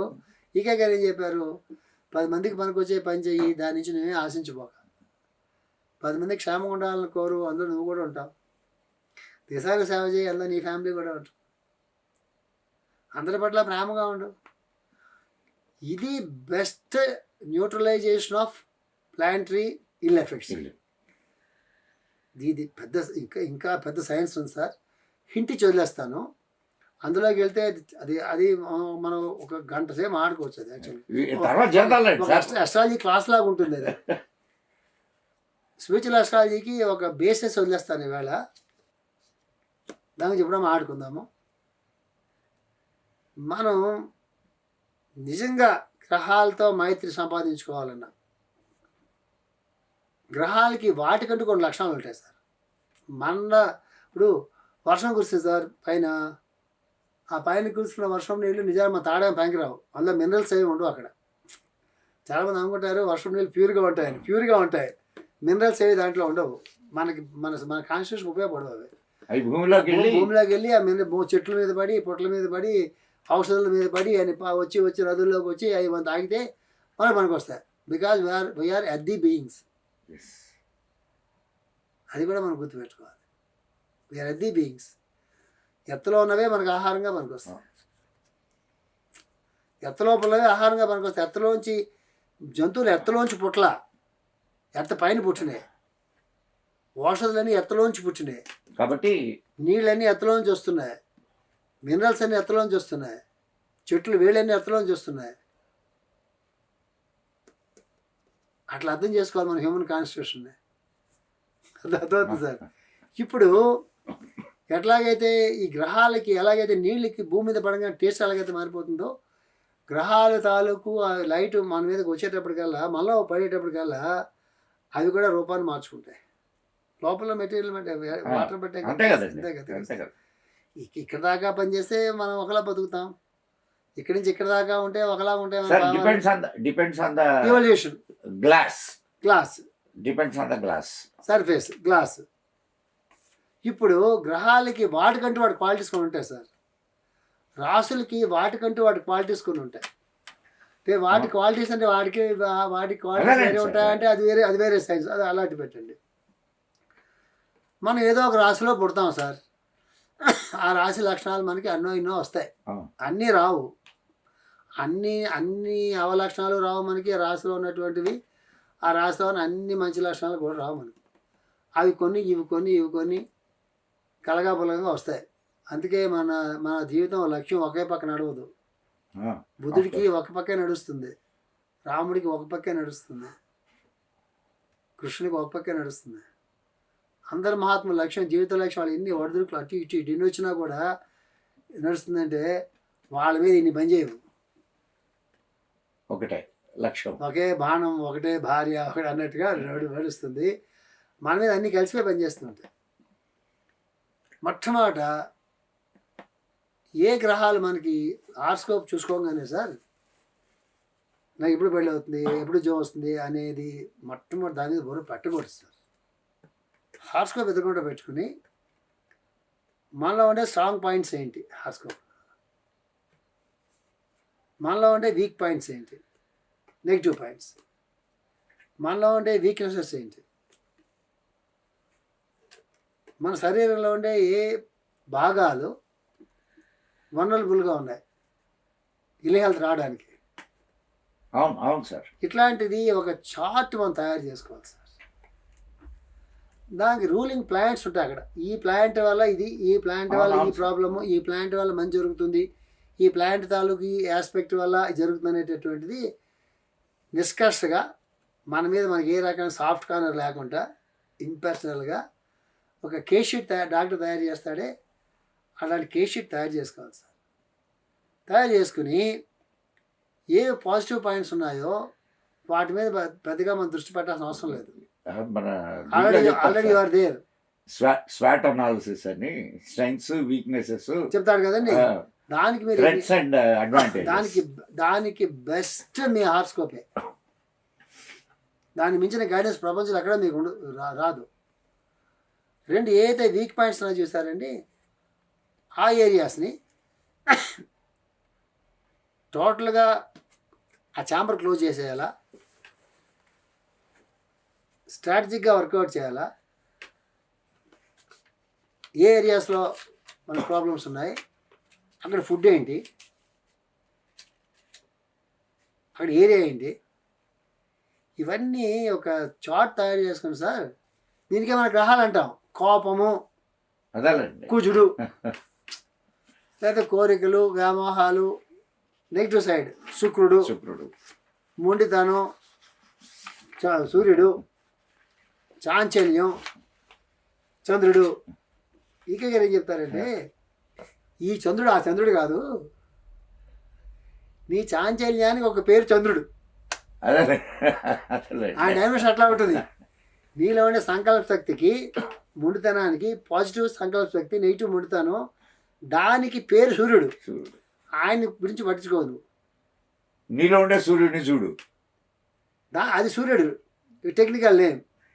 నీలో ఉండే మంచి బుద్ధి శక్తి, వ్యవహార జ్ఞానం, తెలివితేటలు, నెగిటివ్ సైడ్ దొంగ బుద్ధి, మోసం, చీటింగ్, బుధుడు. ఆ బుధుడు కాదు, నీ బుధుడు. ఆ బుధుడికి సంబంధం లేదు. ఆ బుధుడు ఇట్లే యూనివర్స్ మన సౌర కుటుంబం కాదు కదా సార్. ఇప్పుడు బుధుడిని నపుంసక గ్రహం అంటారు. ఏ గ్రహంతో కలిసి ఉంటే ఆ గ్రహపు అది ఒక aspect. But by himself is high intelligent. Me accuracy అంటారే, ఈ మన రాకెట్స్ అవి పంపించినప్పుడు ఇంతైనా ఆపేస్తారు. అదంతా బుధుడితోనే వస్తుంది. Highly intelligent, highly cheating, manipulating. దానికి ఆయన సంబంధం లేదు. ఇక్కడే బుధుడికి సంబంధం ఉంది. ఇది తెలియాలి. ఆ బుధుడు ఉన్నాడు కదా, సౌర కుటుంబంలో ఇంటెలిజెన్స్ ఉంటుంది. సౌర కుటుంబంలో ఇంటెలిజెన్స్ ఉంటుంది. సౌర కుటుంబంలో ఇంటెలిజెన్స్ ఉంటుంది. సౌర కుటుంబంలో విల్ ఉంటుంది. సౌర కుటుంబంలో ఒక ఆర్కిటెక్చర్ ఉంటాడు. సౌర కుటుంబంలో యూనివర్స్కి మొత్తం ఆర్కిటెక్చర్ ఉంటాడు. యూనివర్స్లో మ్యాథమెటిక్స్ ప్రొఫెసర్ యూనివర్స్లో ఉంటాడు. ఆయన మన కెబిల్డ్ అంటాం మనం. ఆ విశ్వకర్మ ఆర్కిటెక్చర్ యూనివర్స్ విశ్వకర్మ అంటాం మనం. ఇవన్నీ నేను మీకు ఇచ్చిన సింబాలజీ బుక్లో మాస్టర్ గారు డీల్ చేస్తారు. వీటిని కన్ఫ్యూజ్ చేసి అవి ఒరిజినల్ ఫోర్సెస్. అవి ఇక్కడ దాకా వచ్చేవాడికి ఆకాశంలో వచ్చి నీళ్లు భూమి మీద పడితే ఎలాగైతే మార్పులు చెందినాయో అట్లా పూర్వజన్మ తాలూకు సత్వరజస్తమో గుణాల తాలూకు త్రిగుణాలతో కాంబినేషన్ అయ్యి వచ్చినటువంటి ఈ మానవ శరీరం, మానవ మేధస్సులోకి అవి దిగొచ్చేటప్పటికి ఆ కాంబినేషన్స్తో ఆ లక్షణాలు కలిసి ఇట్లా పనిచేస్తుంటాయి. మళ్ళీ ఏం చేస్తాడు సూర్యభగవాన్? ఏం చేస్తాడు? ఈ మడ్డి అంతా వదిలిపెట్టి ప్యూర్ వాటర్ని తీసుకెళ్ళి బయటికి మొంతాడు. చూసారా? అది మీ యోగ సాధన. అట్లాగే ఎస్ట్రాలజీలో కూడా ఒక సాధన ఉంది, జ్యోతిష సాధన ఉంది. అది ప్రిడిక్టివ్ ఎస్ట్రాలజీ వాళ్ళకి తెలియదు. వాళ్ళు తెలిసిందాలో ఏంటంటే వాళ్ళెవరిని తప్పట్లేస్తామంటే వాళ్ళ సైన్స్ కాదు అది. మీరు ఇక్కడ స్పిరిచువాలిటీ, యోగా అండ్ అస్ట్రాలజీ, కర్మ సిద్ధాంతము కర్మ సిద్ధాంతం, వీటిలన్నిటిని కలిపి మీరు చెప్తున్నారు. అక్కడ ఓన్లీ గ్రహాలు, వాటి పోర్ట్ఫోలియోస్, అవును. అండ్ ఇక ఈ రాసులు, వాటి పోర్ట్ఫోలియోస్, Right. శుభాశుభాలు. ప్రిడిక్టివ్ అస్ట్రాలజీ వారు చెప్పినటువంటి శాంతులు కానీ ఇవన్నీ కూడా పనిచేస్తాయి అంటే పనిచేస్తాయి, పూర్తిగా పనిచేస్తాయి అంటే పూర్తిగా పనిచేస్తాను కూడా వీల్లేదు చెప్తూ, నేను ఆ చాప్టర్ దేంతో నేను క్లోజ్ చేస్తున్నాను అంటే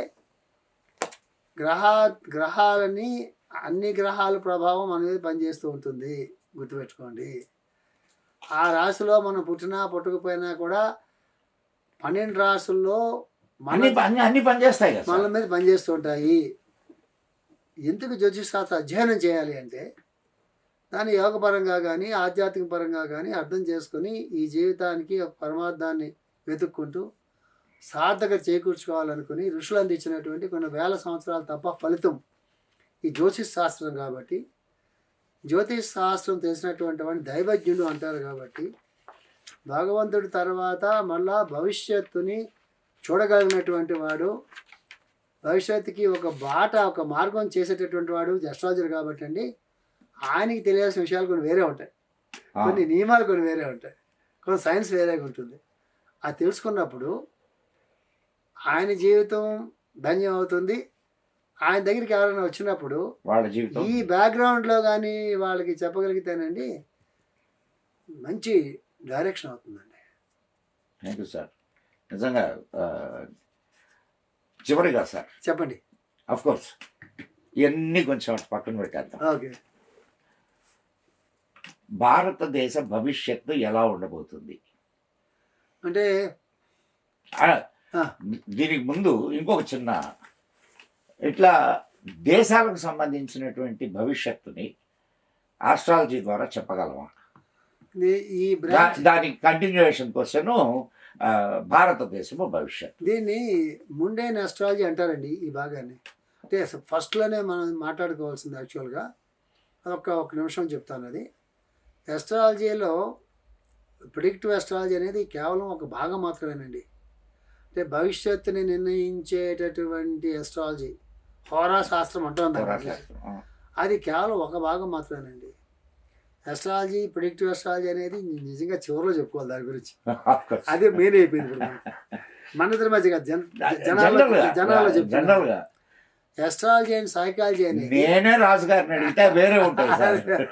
అస్ట్రాలజీ అండ్ సైకాలజీ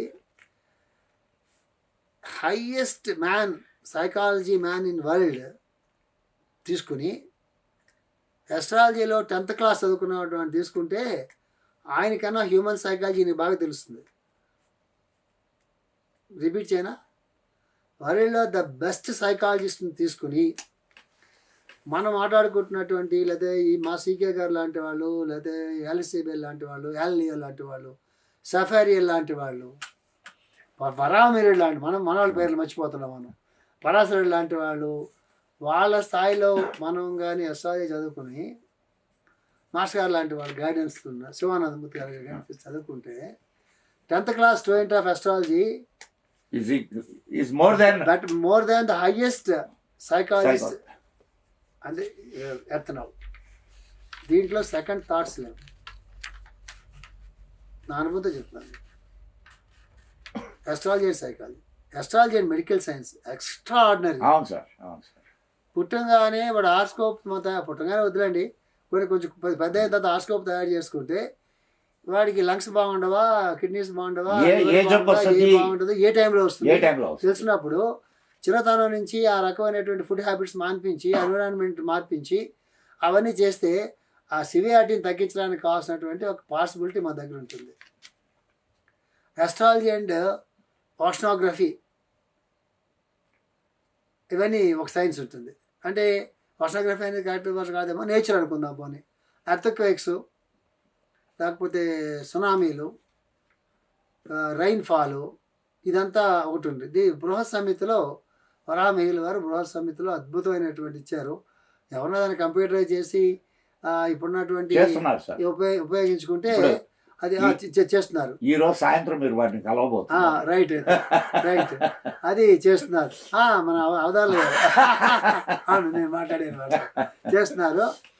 దానికి మనం కొంచెం మంచి రూపకల్పన ఇంకా అందరూ కలిసి చేయాలి సార్. అది ఆయన నిజంగా విషయం. నిజంగా తర్వాత మీ గ్రూప్ అందరూ అంతే. నాకు మీ ఎవరైతే నేను గ్రూప్ అనుకుంటున్నానో మీ అందరూ నాకు మా చిన్న చిన్న ఋషుల్లా కనిపిస్తుంటారు నాకు. బాబాయ్ ఋషి అంటే ఋషి అంటే ఏముంది సార్, భావితరాలకి అందించేటటువంటి వాడు ఋషి. అందుకన్నా ఏం సార్ దాంట్లో. నెక్స్ట్ అండి ముండేన్ అస్ట్రాలజీ అండి. అది కూడా బృహత్ సంహిత. మీరు అడిగిన ప్రశ్న ముండేన్ అస్ట్రాలజీలో వస్తుంది. నోస్ట్రాడమస్ లాంటి వాళ్ళందరూ ఎస్ట్రాలజీ కన్నా కూడా వాళ్ళ దృష్టి వాళ్ళ ఇంట్యూషన్తో ఎక్కువ చెప్పారు సార్. ముండేన్ అస్ట్రాలజీలో చెప్పడానికి నేను దాంట్లో స్పెషలైజ్ చేయలేదు, ఫ్రాంక్లీ స్పీకింగ్. కొంత తెలుసుగా నేను I'm not a specialist in mundane astrology. నేను స్పిరిచువల్ అస్ట్రాలజీ నేను బాగా స్పెషలైజ్ చేసుకున్నాను. మనం ఆడుకున్నది అక్క, దాని గురించి ఇక మనం వెళ్ళలేదు, వేరే బ్రాంచ్ అది. ఎప్పుడు దాని గురించి మాట్లాడుకుందాం మనం. చాలా బాగుంటుంది యాక్చువల్గా. అది ముండేన్ అస్ట్రాలజీ వల్ల దేశాల గురించి తెలుస్తుందండి. అస్ట్రాలజీ తెలుసుండి, ఇంట్యూషన్ ఉండి, ఋషిత్వం కూడా వాళ్ళకు ఉండి, సాధన ఉండి, వాళ్ళు కారణజన్మలుగా భూమి మీద పుట్టినప్పుడు వాళ్ళు ఇచ్చే ప్రిడిక్షన్స్ అద్భుతంగా పనిచేస్తాయి. అవును సార్. నేను చిన్న ఎగ్జాంపుల్ చెప్తాను. 71లో ఎప్పుడో బంగ్లాదేశ్కి ఫ్రీడమ్ వచ్చింది. 71 అవును సార్, వచ్చిందా? అది ఇయర్ కట్ గుర్తులేదు.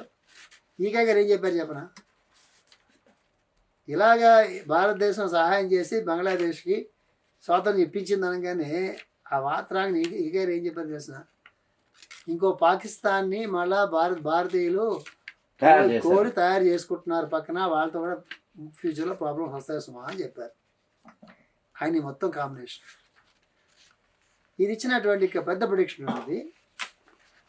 అది టోటల్గా స్పిరిచువల్ అస్ట్రాలజీ బ్రాంచ్. అది ముండేన్ అస్ట్రాలజీ కూడా పై బ్రాంచ్. అందులో ఎవ్రీ 2160 yearsకి ఒక అస్ట్రాలజికల్ సైకిల్ మారుతుంటుంది. మన యుగాలు ఆ లెక్కలు కాదు. అది ఈక్వినాక్సెస్ వెనక్కి తిరుగుతూ ఉంటుంది. ఒక్కొక్క రాశిలో 2100, 2160 సంవత్సరాలు ఉంటుంది. ఒక్కొక్క రాశిలో బ్యాక్ తిరుగుతుంటుంది. అది ప్రస్తుతం కుంభరాశిలో ఉంది. కుంభరాశిలోకి వచ్చి మహా అయితే 100-150 సంవత్సరాలు అయింది. ఇంకా 200 సంవత్సరాలు 2000 సంవత్సరాలు ఉంటుంది అక్కడ. నెక్స్ట్ మకర రాశిలోకి వస్తుంది, బ్యాక్ వస్తుంది. అది నా జర్నీ బ్యాక్ వస్తుంది, రివర్స్ వీల్ అంట. అది ఆ మకర రాశి అనేటటువంటిది భారతదేశానికి సంబంధించిన రూలింగ్ సైన్ అంటారు దాన్ని. అదే డిఫరెంట్ సైన్స్. అవి మారుతూ ఉంటాయి ఒకలా అనుకుంటారు. అక్కడికి వచ్చేటప్పటికి వచ్చే లోపున భారతదేశంలో చాలా మారణకాండ జరుగుతుంది.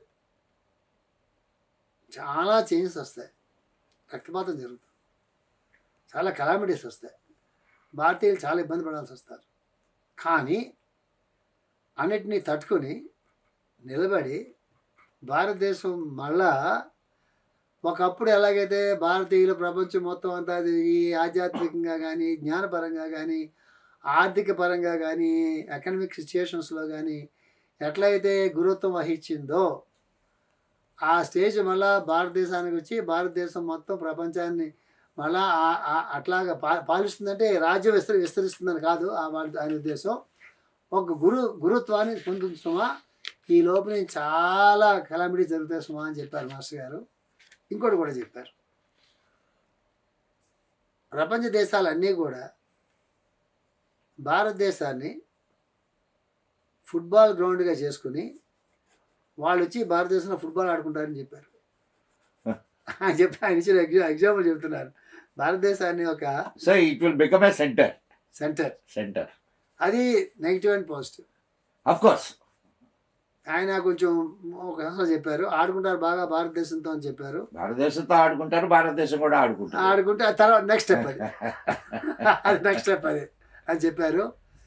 అది ఇదైనప్పుడు కూడా ఆయన చెప్పినటువంటి ఒక సెంటెన్స్ చాలామందికి నచ్చదు, కానీ అది కూడా చెప్పేస్తాను. ఎప్పుడు ఆయన చెప్తూ ఉండేవారండి, భారతదేశంలో వేదాలు ఉన్నాయి, ఉపనిషత్తులు ఉన్నాయి, మహాత్ములు పుట్టారు, అవతారం పుట్టారు, అన్నీ పుట్టారు, కానీ ఒక స్లేవిష్ మైండ్ ఉంది. అర్థమైందా? ఎప్పుడు కూడా మనల్ని మనం కాపాడుకోవడం, మనల్ని మనం రక్షించుకోవడం, మన వాళ్ళతో కలిసి ఉండడం తప్పిస్తే ఎవరన్నా పైనుంచి వస్తే వెంటనే వాటికి దగ్గరికి మానసిక వెళ్ళిపోయి మనల్ని అప్పగించి అది ఉంది సార్. అట్లాంటి ఒక దౌర్భాగ్య బుద్ధి ఉంది ఇప్పుడు కూడా. ఇప్పుడు కూడా ఇంత ఉన్న భారతదేశం ఇప్పుడు కూడా విదేశీయులను చూసి నమస్కారం పెట్టి వాళ్ళ దగ్గర నేర్చుకుందాం, వాళ్ళ దగ్గర నుంచి తెచ్చుకుందాం అనే బుద్ధి ఎందుకు ఎక్కడి నుంచి వచ్చిందో ఈ భారతీయుడికి నాకు అర్థం మేము అదే కాదు. కదా సార్ అది అంతకు ముందు లేదు సార్. అది అంటే ఈ కొలోనియల్ మైండ్ సెట్, అదే ఈ కరెక్ట్. కొలోనియల్ మైండ్ సెట్ మనకు ఇన్వేడర్స్ తర్వాతే వచ్చింది సార్. అది అప్పుడైనా మనకే వచ్చింది కదా సార్. ఆ, యునైటెడ్స్ వచ్చారు అయినా మనవాళ్ళే కదా మనవాళ్ళకే వచ్చింది కదా. అవును, అవును. అంచేత అంటే నాకు అది ఆశ్చర్యం వేస్తుంది. నాకు ఈ దేశంలో ఎట్లా వచ్చింది ఈ మైండ్ సెట్ వీడికి. ఈవెన్ టుడే కూడా, ఈవెన్ ఇప్పుడు కూడా తెల్లాలని చూస్తే మన వాళ్ళకి ఇలా నమస్కారం పెట్టాలనిపిస్తుంది, మనల్ని చూస్తే నమస్కారం పెట్టి వీడు అవును, అవును ఈవెన్ సార్. టుడే ఆ రకమైన బుద్ధిగా పోలేదు. నిజమే. ఇది భారతీయుడికి పోయేంత వరకు కూడా మళ్ళా పూర్వవైభవం తెచ్చుకోవడం కష్టం సుమా అని చెప్తారు మాస్టర్ గారు. పద్ధతులండి సార్. అది ఇప్పుడు let us ఉన్నారుగా మీలాంటి వాళ్ళు పోగొట్టడానికే కదా. ఇప్పుడు లేకపోతే మళ్ళీ పుడతాం సార్. కాదు ఈకే గారు ఏమో మీ పని పూర్తయ్యేంత వరకు పుట్టాల్సిందే. అదే అదే అంతే. చెప్పారు, అంతే. ఇప్పుడు మాస్టర్ ఈకే గారు మిమ్మల్ని ఎందుకు అనుకున్నారు? ఏదో అసలు జరగాలి. మీరు అది చెప్తున్నారు. అసలు ఈకే గారైనా మన పెద్దవాళ్ళు ఎవరైనా, ఇప్పుడు నేను అనుకుంటున్నాను ఈకే గారు నా గురువు గారని. ఆయన ప్రపంచంలో ఎంతమంది నడిపిస్తున్నారు, ఎంతమంది మహాత్ములు ఎంతమంది నేను అంటున్నది అదే. నడిపిస్తున్నారు. దాంట్లో సార్ దాంట్లో రాజుగారు కూడా ఒకరు కదా. కరెక్ట్ ఇప్పుడు ఆయన మీరు ఒక్కరే కాకపోవచ్చు, కరెక్ట్, కానీ మీరు కూడా ఒకరు. అది correct sir let us hope for good. అంతే సార్. ఎప్పుడైతే ఇప్పుడు మా లోకా సమస్త సుఖినో భవంతు అని కోరినటువంటి దేశం. ఆ, మనం ఇంకొక సిట్టింగ్ కూర్చున్నాం అస్ట్రాలజీ గురించి ఇంకొక సిట్టింగ్ చాలదు సార్. చెప్తున్నారు. అందులో ఆ మొత్తం వ్యూహంలో ఇది కూడా భాగం కాబట్టి యోగపరంగా, ధ్యానపరంగా, మరొక పరంగా ఈ మొత్తాన్ని మనలో దర్శించుకునేటటువంటి ఒక విధానం, ఒక ధ్యానంతో ఎలా అయితే మనం ఎస్టాబ్లిష్ చేసుకుని ధ్యానం చేసుకుంటూ ఉంటామో అట్లాగా జ్యోతిషపరమైనటువంటి అంటే ఏంటి, ఈ సౌర కుటుంబంలో ఉన్నటువంటి దాన్ని దాటిన నక్షత్ర మండలాలు కానీ, గ్రహాలు కానీ, రాశులు కానీ, ఇవన్నీ కూడా ఏవైతే మొత్తం అంతా ఉందో అంతా మనలో కూడా ఉందనే కదా మనం చెప్పేది. దీన్ని అనుసంధానం చేసుకోవడానికి కావాల్సినటువంటి కొన్ని ప్రక్రియలు, అంటే ఇండివిజువల్ కాన్షియస్నెస్ నుంచి యూనివర్సల్ కాన్షియస్నెస్కి నెమ్మదిగా లోపల విచ్చుకోవడమా లేకపోతే బయటికి వ్యాపించడమా ఏదైనా ఒకటే. అదే కదా సార్. దానికి కావాల్సినటువంటి కొన్ని ప్రక్రియలు, విధానాలు స్పిరిచువల్ అస్ట్రాలజీ పార్ట్లో ఉంటాయి సార్. దాంతోపాటుగా గ్రహాలుగా అలా అర్థం చేసుకోవాలి. మన జాతక చక్రాన్ని పక్కన పెట్టి ఒరిజినల్గా ఉండే ఆ రాసుల లక్షణాలు కానీ, ఆ గ్రహాల లక్షణాలు కానీ, అవి మానవ జాతి మొత్తం మీద ఎట్లా పనిచేస్తాయి, సౌర కుటుంబంలో సౌర ధర్మాలుగా ఎట్లా పనిచేస్తుంటాయి, విశ్వంలో విశ్వ ధర్మాలుగా ఎలా పనిచేస్తుంటాయి, అవే మనలో ఎలా పనిచేస్తుంటాయి, వాటిని ఎట్లా సమన్వయపరుచుకోవాలి, న్యాసం చేసుకోవాలి అనేటటువంటిది అది స్పిరిచువల్ అస్ట్రాలజీలో చాలా గొప్ప పార్ట్ సార్.